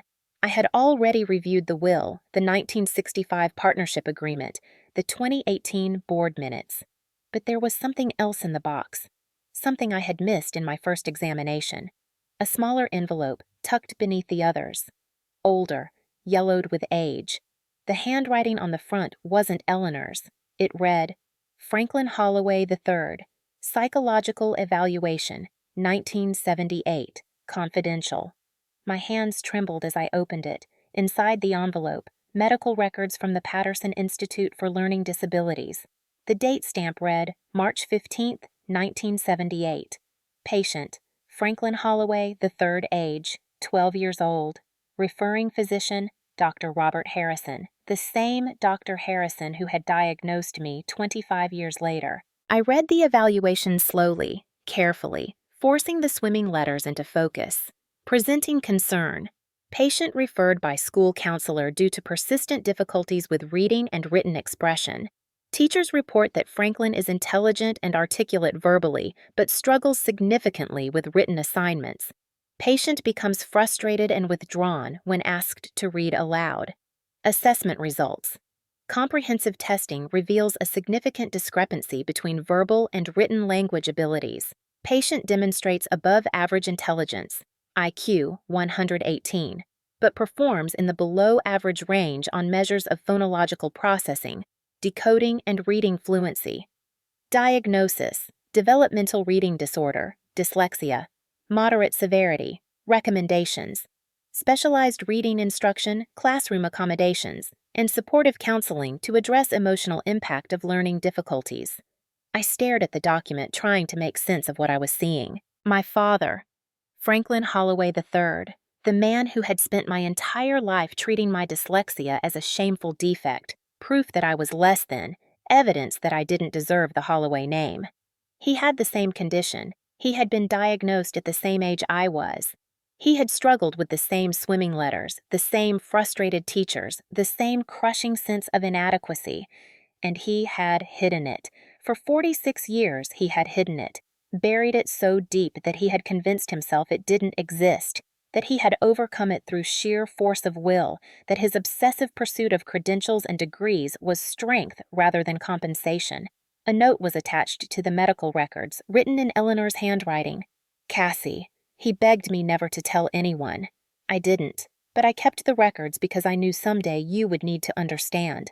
Your father doesn't hate you, Cassie. He hates himself.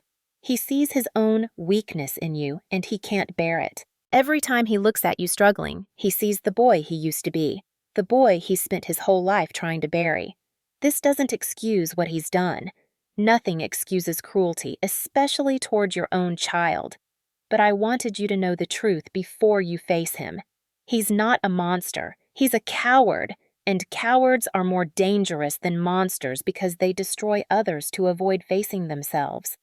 Use this knowledge wisely, not as a weapon, but as armor. When he attacks you tomorrow, and he will attack you, remember that his cruelty comes from fear, not strength. All my love, Grandma Eleanor. I sat in the darkness for a long time, holding the records, trying to reconcile this revelation with 28 years of pain. My father had dyslexia. My father, who had called me slow, who had refused to get me proper help, who had treated my diagnosis like a shameful secret to be hidden from the world. He had the same condition.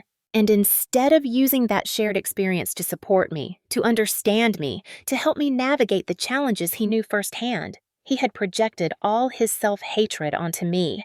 He had made me the vessel for everything he despised about himself. I thought about all the times I had wondered why he was so cruel, so dismissive, so determined to see me as less than. I had always assumed it was because I was genuinely deficient, because there was something fundamentally wrong with me that made me unworthy of his love. Now I understood. There was nothing wrong with me. There had never been anything wrong with me. The problem was him. It had always been him. I didn't know yet whether this knowledge would make forgiveness possible or impossible. I didn't know if understanding the source of his cruelty would soften my heart or harden it. But I knew one thing. When I walked into that boardroom tomorrow, I would not be walking in as the broken daughter seeking approval. I would be walking in as the woman who finally understood the truth. And the truth would set me free. May 18th, 2024, 9:45 a.m. Holloway Tower, 42nd floor. The elevator doors opened onto a corridor of floor-to-ceiling windows, Italian marble, and the kind of corporate opulence designed to intimidate. I stepped out in my borrowed gray blazer, still 2 sizes too big, carrying a leather portfolio I had bought at Goodwill for $12. I had never been to the 42nd floor. Administrative assistants weren't welcome in the executive suite. Our territory was the basement copy room, the supply closet, the margins where the real business of the company was invisible to people like me. But today, I wasn't an administrative assistant. Today, I was the majority shareholder of Holloway Properties. I just had to prove it. The security guard at the boardroom door held up his hand as I approached. Name? Cassandra Holloway? He checked his tablet, frowned. You're not on the authorized attendee list. I'm a Holloway Properties employee, and I have business with the board. Ma'am, this is a restricted meeting. I can't let you. Is there a problem? Victoria's voice, sharp and controlled, came from behind me. I turned to face her. She looked immaculate as always. Navy power suit, Hermes scarf, the uniform of someone who belonged in boardrooms. Her expression was a mask of professional concern, but I could see the anger simmering beneath it. Cassie, what are you doing here? I have information to present to the board. Information? Victoria laughed, that sharp, performative sound I had heard so many times at family gatherings. About what? You work in the copy room? The nature of my presentation is confidential. You don't even know what ROI stands for. Return on investment. It's not that complicated, Victoria. Her smile flickered. Before she could respond, a shadow fell across the corridor. My father. Franklin Holloway III stood at the end of the hallway, flanked by two senior executives. He was wearing his power suit, charcoal gray, perfectly tailored, the armor of a man who had never lost a battle he cared about winning. What's going on here? His voice carried the authority of someone who owned the building, the company, the very air we were breathing. Cassie wants to attend the board meeting. Victoria's tone dripped with false sympathy. I was just explaining that's not possible. My father looked at me. Really looked at me. Perhaps for the first time since I was 7 years old. Cassie, he said, and his voice held that familiar dismissive warmth, the tone you might use for a child who had wandered into an adult conversation. Go back to your desk. This doesn't concern you. Actually, a voice called from inside the boardroom. It does. Margaret Sullivan appeared in the doorway, 72 years old, silver-haired, standing with the quiet authority of someone who had been building empires when Franklin was still in diapers. I invited her, Margaret said. She has standing to address the board. Standing? My father's mask slipped for just a moment, revealing the confusion beneath. Margaret, what is this about? Margaret smiled. It was not a friendly smile. Let her in, Franklin. She has something the board needs to see. For a long moment, no one moved. My father stared at Margaret, then at me, trying to calculate what was happening, what threat I could possibly represent. Finally, he stepped aside. Fine, he said, and his voice was ice. Let her speak. We'll see how long it takes before she embarrasses herself. I walked past him into the boardroom, my heart pounding but my steps steady. This was it. The moment Eleanor had been preparing me for since I was 13 years old. Time to show them exactly who I was. The boardroom was smaller than I had imagined. An oval table of polished walnut dominated the space, surrounded by 12 leather chairs. Portraits of past executives lined the walls. Serious men in serious suits, staring down with expressions of permanent disapproval. And above the fireplace, watching over everything, Eleanor's portrait. Her painted eyes seemed to follow me as I took my seat at the far end of the table, the children's table of corporate governance. The board members filed in, taking their assigned seats. I recognized some of them from my shadow organization chart. Robert Thornton, the chairman, distinguished and cautious. Richard Hartwell and Susan Patterson, Margaret's allies, carefully avoiding eye contact with my father. 4 others who owed their positions to Franklin's recommendations, his loyalists. Victoria sat at our father's right hand, not officially a board member, but positioned as the heir apparent, there to witness his triumph and my humiliation. Jonathan Whitfield sat in the corner with his briefcase, ready to authenticate the will when the moment came. Robert Thornton called the meeting to order. This emergency session was requested by Margaret Sullivan, Richard Hartwell, and Susan Patterson. Margaret, you have the floor. Margaret rose from her seat. Thank you, Robert. I'll keep my remarks brief. She gestured toward me. The matter I wish to address concerns a document that has recently come to light, a document that affects the ownership structure of this company. I yield my time to Miss Cassandra Holloway. All eyes turned to me. Victoria smirked. My father leaned back in his chair with theatrical boredom, the picture of a man indulging a child's tantrum. I stood up. My hands were steadier than I expected. Thank you, Mrs. Sullivan, and thank you to the board for allowing me to speak. I opened my portfolio and removed the documents I had prepared. What I'm about to present may come as a surprise to some of you. I ask only that you examine the evidence before reaching any conclusions. I'm sorry, Robert. My father raised his hand, interrupting. Before we waste the board's valuable time, I need to provide some context. He stood, buttoning his jacket with deliberate slowness. Cassie is my daughter. His voice carried that patronizing warmth he used for difficult clients. And I love her, but she's not qualified to address this board on any business matter. She works in an administrative role. She has no legal training, no financial background, no strategic experience.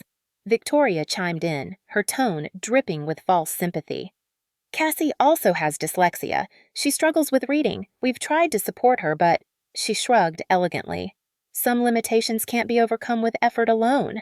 A few board members shifted uncomfortably. What we're seeing here, Franklin continued, is a troubled young woman acting out, perhaps due to the announcement at Victoria's graduation party.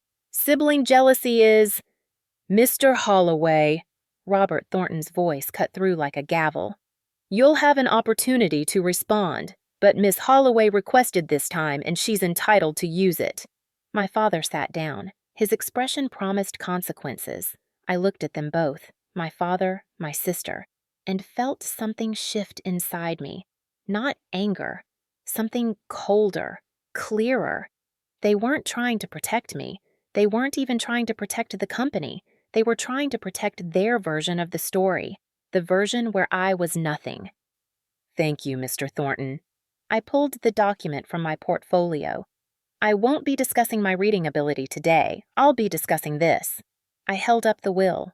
The room went silent. This is the last will and testament of Eleanor Margaret Holloway, founder of this company. Notarized September 12th, 2019. My father's face drained of color. That's impossible. His voice came out strangled. My mother's will was executed in 2015. I have a copy. You have a copy of her previous will. I kept my voice level, clinical, the voice of someone presenting facts, not making accusations.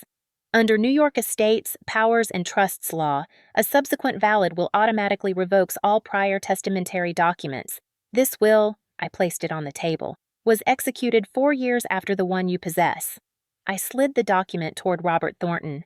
Mr. Whitfield, I gestured to Jonathan, who rose from his corner seat. Would you please confirm the authenticity of this document? Jonathan approached the table, his presence lending weight to the moment.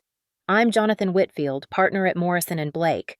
I served as Eleanor Holloway's personal attorney from 2008 until her death in 2021. I can confirm that this will was executed in my presence on September 12, 2019. It was witnessed by 2 independent notaries, and the original is held in escrow at Chase Private Client. Robert Thornton studied the document, his eyebrows rising. This will bequeaths 51% of Holloway Properties shares to… He looked up at me.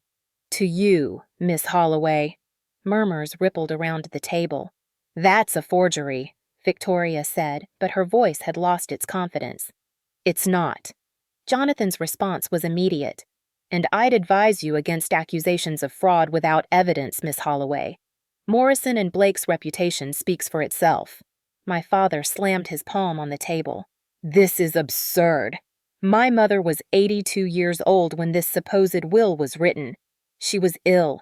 She was being manipulated. By this lawyer, by Margaret, by God knows who else. Manipulated? I pulled out my phone. Perhaps you'd like to explain this then. I pressed play on the recording of the 2018 board meeting.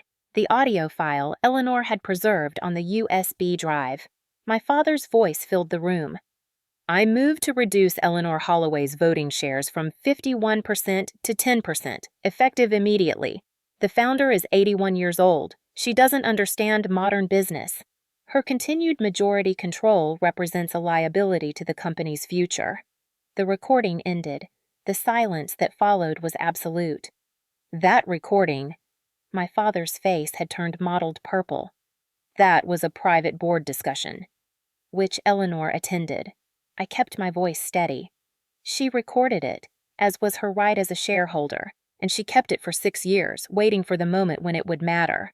Robert Thornton set down the will, his expression shifting from neutral to something harder. Miss Holloway, would you read the relevant passage from the will aloud, for the record? I nodded, took a breath, and read slowly, not because I couldn't read faster, but because I wanted every word to land.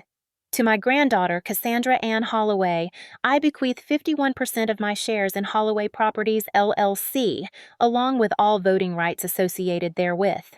I paused, letting the words settle. This bequest is made with full knowledge of my son Franklin's treatment of Cassie. She has been excluded, diminished, and denied opportunity, not due to lack of ability, but due to lack of support. Victoria made a choking sound. Cassie is not slow. Cassie was abandoned, and I will not allow her father's prejudice to continue after my death. I looked directly at my father. Franklin has confused credentials with character, degrees with worth. He tried to strip me of my voting rights because I saw through him. He marginalized Cassie because she reminded him of the kind of person he refuses to be. My father said nothing. His hands, I noticed, were trembling. The will concludes, I continued, with these words: I built this company from nothing. I choose who carries it forward. I choose Cassie. Robert Thornton removed his reading glasses and addressed Jonathan. Mr. Whitfield, you can confirm this document is legally binding? I can. The 2015 will is superseded. As of this moment, Cassandra Holloway is the majority shareholder of Holloway Properties. Margaret Sullivan smiled quietly. Richard Hartwell and Susan Patterson exchanged glances. And for the first time in my life, I watched my father look at me with something other than dismissal. It was fear. This doesn't prove anything, Victoria said, but her voice had turned brittle. Even if the will is valid, which we'll contest, Cassie has no business experience. She can't run a company. I'm not asking to run the company. I addressed the full board now, my voice steady. I'm asking you to examine the facts. I pulled the 2018 board minutes from my portfolio, the printed transcript from Eleanor's files. March 14th, 2018.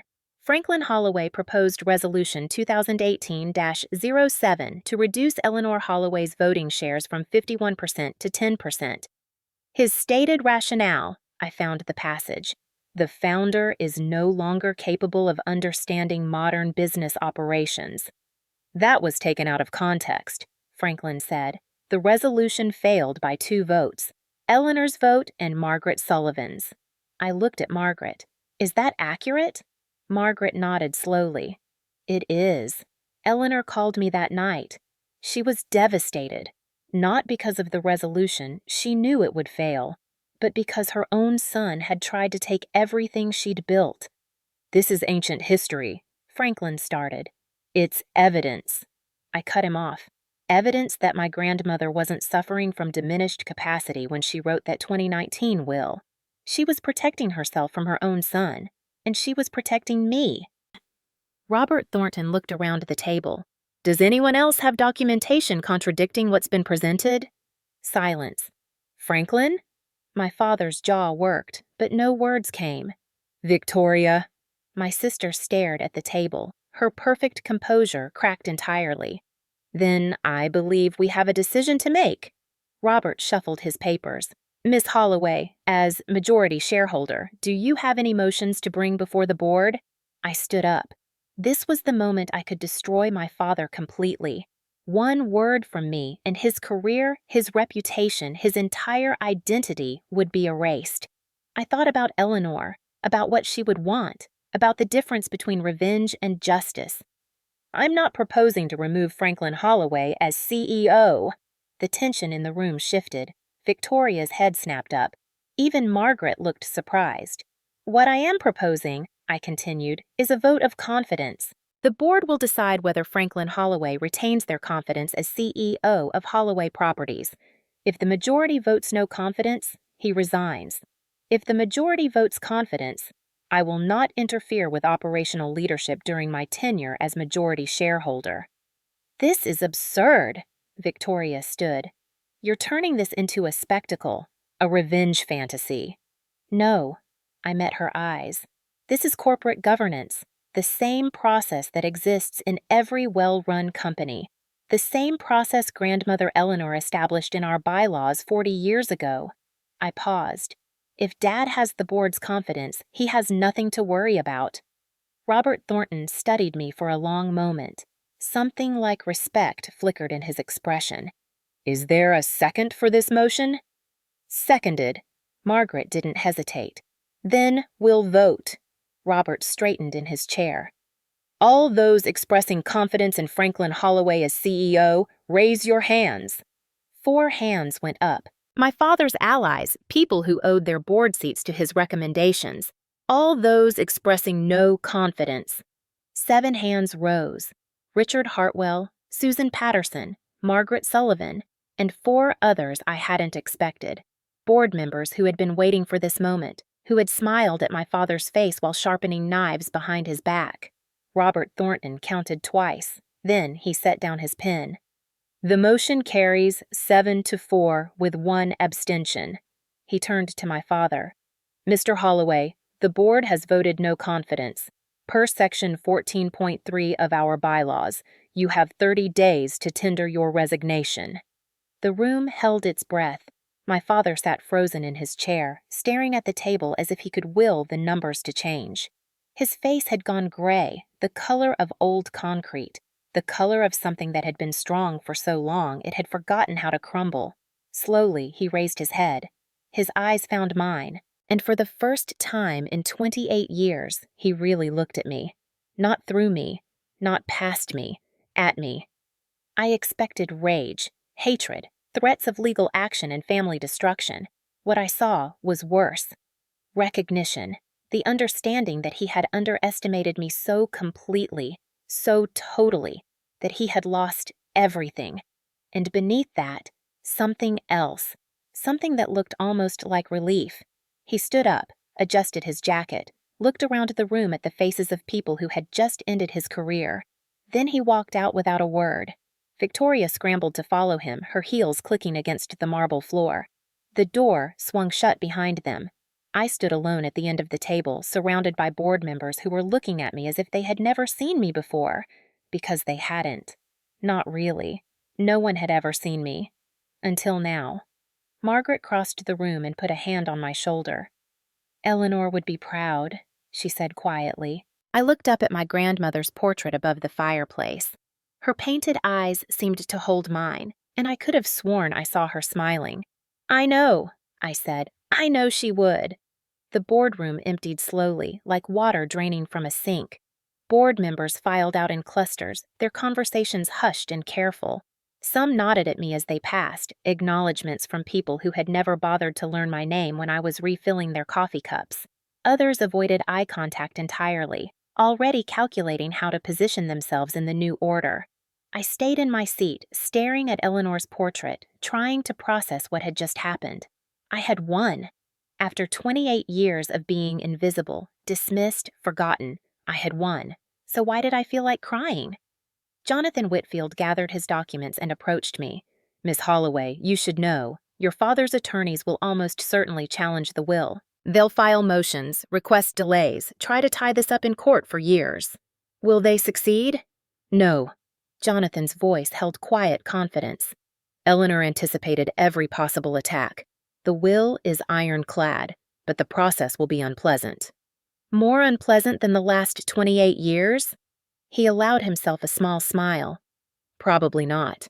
Margaret Sullivan was the last to leave. She paused at the door, looking back at me with an expression I couldn't quite read. You did something remarkable today, Cassandra. Most people in your position would have gone for the kill. You gave him a chance he didn't deserve. Is that a compliment or a criticism? It's an observation.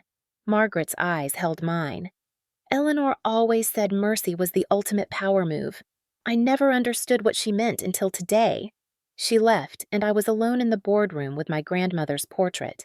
I sat there for a long time, watching the afternoon light shift across the walls, trying to feel something other than the strange emptiness that had settled in my chest. I had expected triumph, victory, the satisfaction of finally proving everyone wrong. Instead, I felt grief. I had just severed 28 years of hoping things would change. 28 years of believing that if I was patient enough, quiet enough, good enough, my parents would eventually see me, love me the way they loved Victoria. That hope was dead now. I had killed it myself, and even though it had been a false hope, a trap that kept me chained to people who didn't deserve my loyalty, losing it still hurt. I was gathering my documents when the door burst open. My father stood in the doorway, Evelyn beside him. His face was a mask of controlled fury, the expression I had seen 1,000 times in my childhood, usually directed at servants or subordinates who had disappointed him. Never at me, hell. I had never been important enough to warrant his anger, until now. You! Franklin's voice was barely controlled. You ungrateful, scheming… Franklin! Evelyn put a hand on his arm. Not here. Not like this. She just destroyed our family in front of 12 people, Evelyn. In front of the entire board. I stood my ground, clutching my portfolio like a shield. I didn't destroy anything, I said. I told the truth. The truth? Franklin laughed, a bitter, ugly sound. Your grandmother was manipulated. That lawyer, that woman Margaret, they took advantage of a dying old woman to… To what? I cut him off. To give me what you never would? A chance? A voice? The acknowledgement that I existed? We gave you everything. Evelyn's voice was softer but no less cutting. We fed you, clothed you, educated you. We did everything parents are supposed to do. You did the minimum, and you made sure I knew, every single day, that even that minimum was more than I deserved. Franklin stepped closer. Listen to me carefully, Cassandra. This isn't over. We'll contest that will in every court in New York. We'll prove that my mother was senile, that she was manipulated, that she didn't know what she was doing. She knew exactly what she was doing. I held up the 1978 medical evaluation, his medical evaluation. Just like she knew exactly what this was. My father's face went white. Where did you get that? Eleanor kept it. For 46 years, she kept the evidence of your diagnosis. The same diagnosis you've spent your entire life hiding. The same diagnosis you used as an excuse to treat me like I was worthless. Evelyn looked between us, confused. Franklin? What is she talking about? Nothing. His voice cracked. It's nothing. It's not nothing. I felt something shift inside me, not anger, but clarity. You have dyslexia, Dad. You were diagnosed at 12 years old, the same age I was. You struggled with the same things I struggled with. And instead of using that experience to help me, to understand me, to support me, you projected all your self-hatred onto me. That's not… You called me slow because you were terrified of being called slow. You refused to get me proper help because getting me help would mean acknowledging that the condition was real. You treated me like a shameful secret because you've been treating yourself like a shameful secret for 46 years. Tears were streaming down my face now, but I didn't care. The words I had been holding back for 28 years were finally breaking free. I spent my whole life thinking there was something wrong with me, thinking I was broken, defective, unworthy of love, and it was never true. The only thing wrong with me was that I was born into a family that couldn't see past their own fears long enough to see who I actually was. Franklin stood frozen, his mouth opening and closing, but no words coming out. Evelyn reached for me. Cassie, sweetheart, you have to understand. We were trying to protect you. You've always struggled, and we didn't want to put pressure…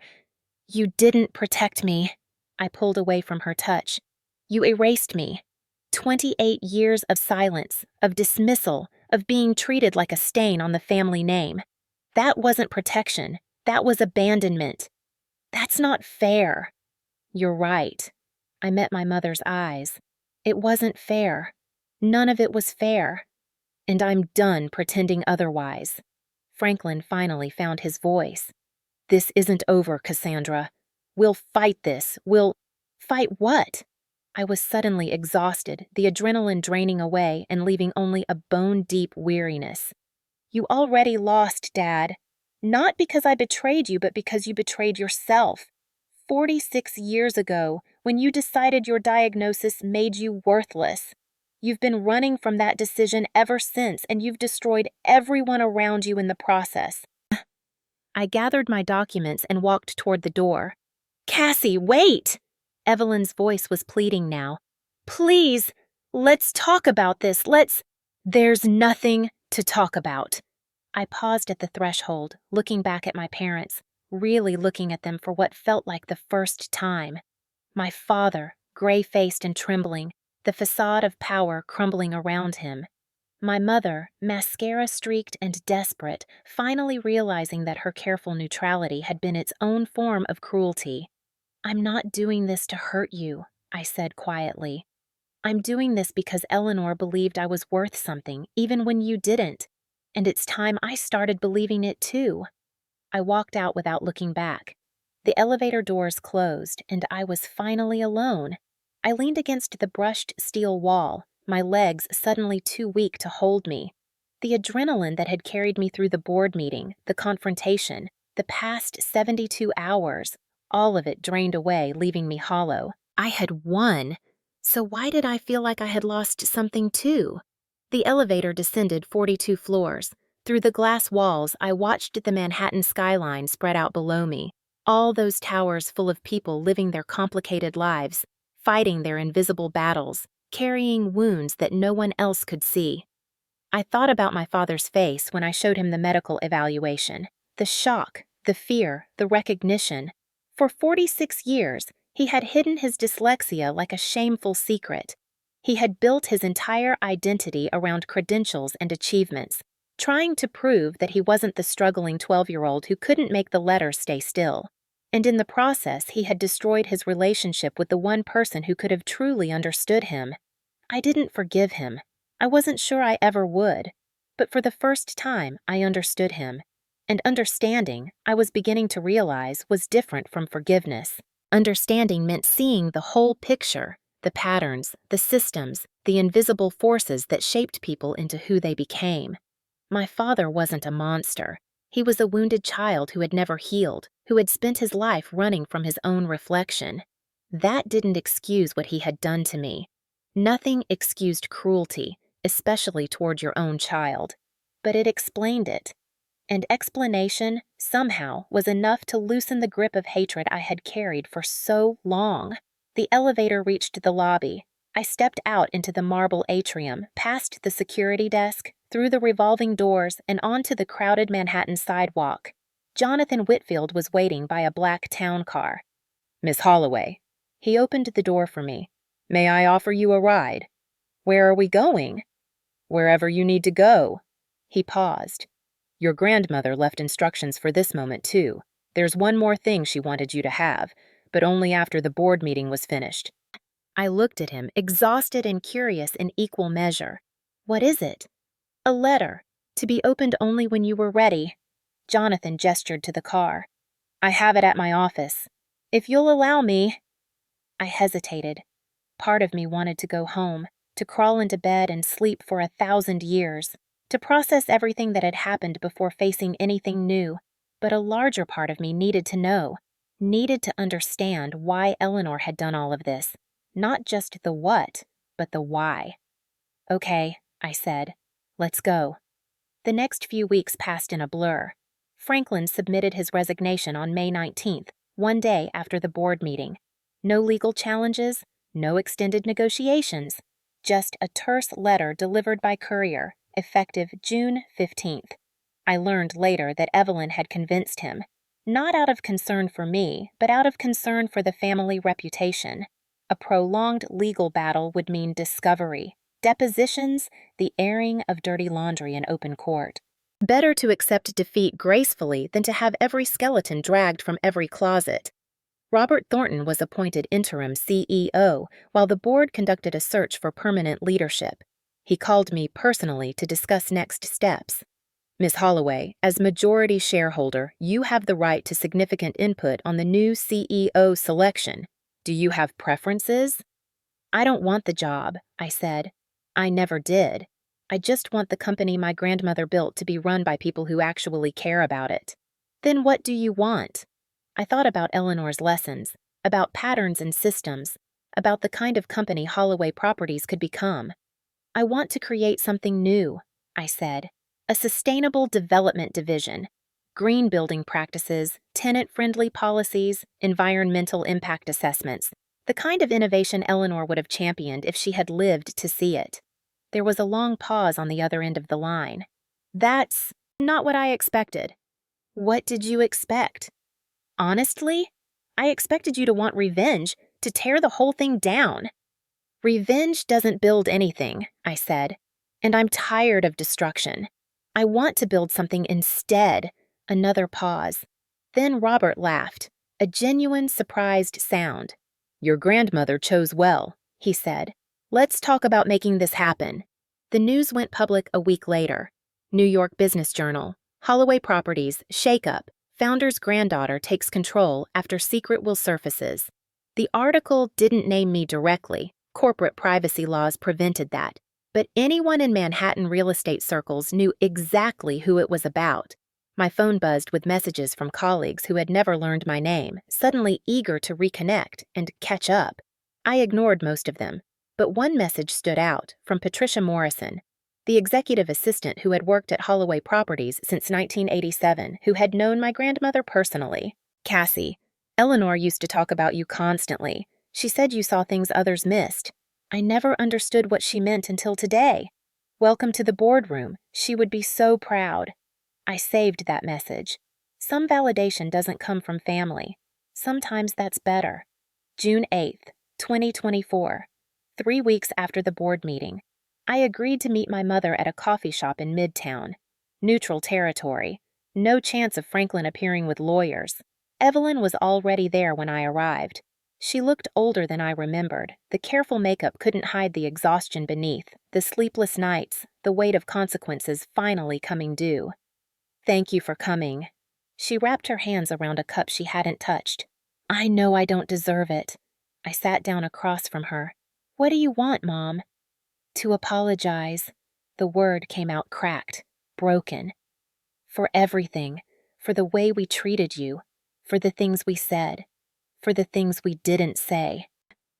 Are you apologizing because you're sorry or because everything changed? She flinched. The question hung between us like smoke. Both, she finally admitted. I'm ashamed to say it, but both. Her eyes welled with tears. I was so focused on Victoria's success, on maintaining appearances. I told myself we were protecting you from expectations you couldn't meet. But that was a lie I told myself so I wouldn't have to feel guilty. You let Dad call me worthless in front of family, I said. In front of business partners. You never defended me. Not once. I know. A tear slipped down her cheek. I know, and I can never undo it. But Cassie, I don't want to lose you entirely. I don't know if that's even possible anymore, but I had to try. I looked at this woman who had been my mother for 28 years, who had braided my hair as a child and forgotten my birthday as an adult, who had stood by silently while my father dismantled my self-worth piece by piece. Part of me wanted to rage at her, to list every failure, every betrayal, every moment when she could have chosen differently and didn't. But a larger part of me was just tired. I can't pretend the last 20 years didn't happen, I said slowly. I can't go back to being the daughter who accepts crumbs and calls it love. I know. But, I paused, searching for the right words. I'm willing to try building something new, something honest. No more pretending everything is fine. No more sweeping things under the rug. If you want a relationship with me, it has to be real. Evelyn nodded, tears streaming freely now. I'd like that, she whispered. I'd like that very much. It wasn't forgiveness. It wasn't reconciliation. But it was a start. August 2024, 3 months after the board meeting. Victoria called while I was walking through Central Park, enjoying a rare afternoon off from the endless meetings and decisions that had consumed my summer. I almost didn't answer. Cassie. Her voice was different, stripped of the polish and performance I had known my whole life. I know I have no right to ask, but can we meet? There's something I need to say. We sat on a bench near Bethesda Fountain. The August heat pressed down like a weight, but Victoria didn't seem to notice. She was too busy fidgeting with her hands, unable to meet my eyes. She looked different. The armor of perfection she had worn her whole life had cracked. Dark circles under her eyes, hair pulled back carelessly, clothes that didn't quite match. The golden child, finally tarnished. I've been in therapy, she said without preamble. Since May, 3 times a week. That's good. It's brutal. She laughed humorlessly. Turns out being the golden child isn't actually a gift. It's a different kind of cage. I waited. Dad expected me to be perfect, Victoria continued. Every grade, every achievement, every award, it was never enough. It was just the baseline for what came next. The starting point for the next round of expectations. She stared at the fountain, watching the water arc and fall. I spent my whole life performing, being what they wanted, never stopping to ask what I wanted. And what did you want? I don't know. Her voice cracked. That's the terrifying part. I'm 32 years old and I have no idea who I am outside of their expectations. She finally looked at me. And the way they treated you, the way I treated you. She shook her head. I told myself it was just how things were, that you were different, that I was protecting you by not challenging them. You weren't protecting me. No. The word came out like a confession. I was protecting myself, because if I defended you, I became a target too. If I questioned their treatment of you, they might start questioning me. And I couldn't risk that. I couldn't risk losing my place. Tears slipped down her cheeks. That's not an excuse, she said. It's just the truth. I was a coward and I let my cowardice hurt you for 28 years. And I'm sorry. I'm so sorry, Cassie. I sat with her words, letting them settle. For so long, I had seen Victoria as the enemy, the favored one, the golden child who had everything I wanted and never appreciated it. Now I saw something different. A woman who had been shaped by the same dysfunctional family, just in a different direction. A woman who had been given everything except the freedom to be herself. I can't go back to how things were, I said finally. I can't pretend we were ever really sisters, because we weren't. We were two strangers who happened to share a last name. Victoria nodded, accepting the truth. But I'm not interested in staying enemies either. I turned to face her. Maybe we start over, from scratch. No expectations, no history. Just two people trying to figure out who they are. I'd like that. Victoria's eyes filled with tears again. I'd really like that. I reached out and took her hand, the first genuine physical contact we had shared in years. It wasn't the sisterhood I had wanted as a child, but maybe it could become something real. November 2024, 6 months after the board meeting. I had moved into my own apartment in Brooklyn Heights, a one-bedroom in a pre-war building with a view of the bridge that Eleanor had walked across to her first office in 1965. The rent was more than I had ever paid, but I could afford it now. My new title, Director of Sustainable Development at Holloway Properties. My salary, $185,000 a year, plus dividends from my shares. The division I had created was already making waves in the industry. Green building certifications, tenant assistance programs, community investment initiatives. Eleanor's legacy, reimagined for a new generation. I was unpacking boxes on a Saturday afternoon when I found it, the envelope Jonathan had given me after the board meeting. In the chaos of the past 6 months, I had forgotten about it. For Cassie, after the storm, I sat on my new couch, in my new apartment, in my new life, and opened the envelope. Eleanor's handwriting, shaky but determined. My dearest Cassie, if you're reading this, then the storm has passed and you're still standing. I knew you would be. I need you to understand something. Something important. Something I couldn't tell you before, because you wouldn't have believed me. I didn't leave you the company because you were the victim. I didn't leave it to you because Franklin was cruel, or because Victoria was favored, or because I felt sorry for you. I left it to you because you were the only one I could trust with it. Your father sees power as something to hoard. Victoria sees it as something to win. But you, Cassie, you see it as something to share. You read slower, but you see deeper. You process differently, but you process more completely. You notice things others miss. You care about things others dismiss. That's not a disadvantage. That's exactly what this company needs. For 60 years, I built Holloway Properties on the principle that business should serve people, not just profit. Your father forgot that principle. Victoria never learned it. But you understood it instinctively because understanding people is what you do best. I didn't choose you despite your differences. I chose you because of them. I watched you for 15 years, Cassie. I watched you adapt, compensate, overcome. I watched you develop ways of thinking that no one else in the family possesses. I watched you maintain your kindness despite everything that was done to you. And I realized something. The things that made you slow in your parents' eyes were the same things that made you see the truth when everyone else was blind.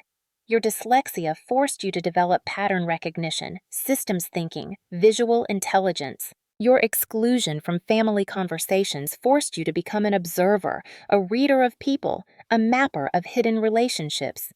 You were never broken, Cassie. You were being forged. I didn't leave you the company because you were broken. I left it to you because you're the only one who isn't. Use this power wisely. Not for revenge. Revenge is a waste of time. Not for validation. You don't need anyone's approval to know your own worth. Use it to build something that matters. Something that lasts. Something that makes the world a little better than you found it. That's the real inheritance I'm leaving you. Not money, not shares, not power. The knowledge that you were always enough, that you were always worthy, that the people who couldn't see it were the ones with the disability, not you. I love you, sweetheart. I've always loved you, and I'm so proud of the woman you've become. Go change the world. I'll be watching. All my love, forever. Grandma Eleanor. I read the letter 3 times. Habit. And then I cried. Not from grief, not from anger, not from the accumulated pain of 28 years. From release. For my entire life, I had believed the story my family told about me, that I was less than, that I was broken, that my differences made me unworthy of love. Now, I understood the truth. My grandmother hadn't left me the company because I was a victim. She had left it to me because I was strong, because I was capable, because I was exactly the person the company needed. I wasn't chosen despite my dyslexia. I was chosen because of what my dyslexia had forced me to become. Everything I had ever hated about myself, everything my family had made me ashamed of, was exactly what made me valuable. I sat in my apartment holding my grandmother's letter, watching the sunset paint the Brooklyn Bridge in shades of gold and amber, and for the first time in my life, I believed I was enough. November 2024, 6 months after everything changed.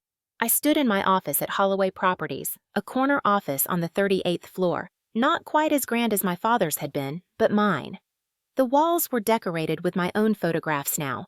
The groundbreaking ceremony for our first green building, the ribbon cutting at a community center we had funded, a framed copy of Eleanor's 1965 partnership agreement, and above my desk, her portrait.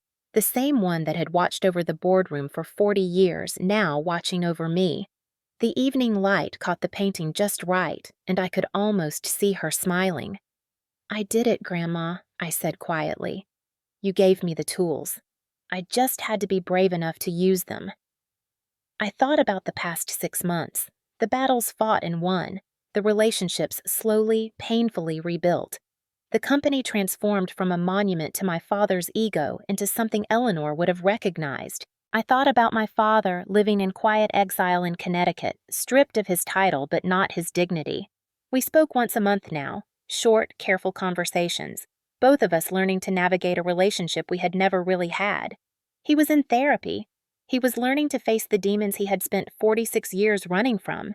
It was progress of a kind. I thought about my mother, earnestly trying to rebuild something from the ashes. Our lunches were still awkward, still weighted with history, but they were real, honest, no more pretending. I thought about Victoria, slowly emerging from the wreckage of her perfect life. We had coffee every other week now. We talked about therapy, about family, about the strange journey that had brought us to this point. We weren't close, not yet, but we were closer than we had ever been. And I thought about myself, 28 years old, director of sustainable development, majority shareholder of a $92 million company. The woman who had been told her whole life that she would never amount to anything, now building something that mattered. Not despite who I was, because of it. I turned away from Eleanor's portrait and looked out the window at the Manhattan skyline, the city where my grandmother had built her empire, the city where I was building mine. My phone buzzed with a message from Jonathan Whitfield. "Congratulations on the green building certification." Eleanor would be proud. By the way, I found another box in her storage unit. She left instructions to deliver it on your 1-year anniversary as majority shareholder. Something about the next chapter. Knowing her, I expect it's another master plan. Call me when you're ready. I smiled. Of course, Eleanor had planned further ahead. Of course, there were more secrets, more strategies, more lessons waiting to unfold. That was her way, always thinking 3 moves ahead, always preparing for contingencies no one else could see. But this time, I wasn't afraid of what the box might contain. This time, I was ready, because I finally understood the real inheritance Eleanor had left me. Not money, not power, not even the company itself. She had left me the knowledge that I was worthy, that I had always been worthy, that the people who couldn't see my value were the ones with the real disability, not me. I walked to the window and pressed my palm against the cool glass. My grandmother didn't leave me 51% of her company because I was better than Victoria, I said to my reflection. She left it to me because she knew I wouldn't let power corrupt me the way it corrupted my father. The woman in the glass looked back at me, not the scared, invisible girl who had hidden in corners and accepted crumbs. Someone new, someone strong, someone who had been forged in fire and emerged unbroken. Dyslexia isn't my flaw, I continued. It's part of who I am, like my visual memory, my patience, my ability to see patterns others miss. The things that made me slow in my parents' eyes were the same things that made me see the truth when everyone else looked away. I thought about everything I had learned, everything I had survived, everything I had become. My father judged worth by credentials, by degrees, by the ability to perform in boardrooms. Eleanor judged worth by character, by kindness, by how people treat those who can't fight back. I turned away from the window and looked at Eleanor's portrait one last time. And now, finally, I get to judge my own worth. Not by what my parents say, not by what my sister achieved, not by what any stranger thinks. By my own standard, my own measure, my own truth. The painted Eleanor seemed to smile. I gathered my things and headed for the elevator.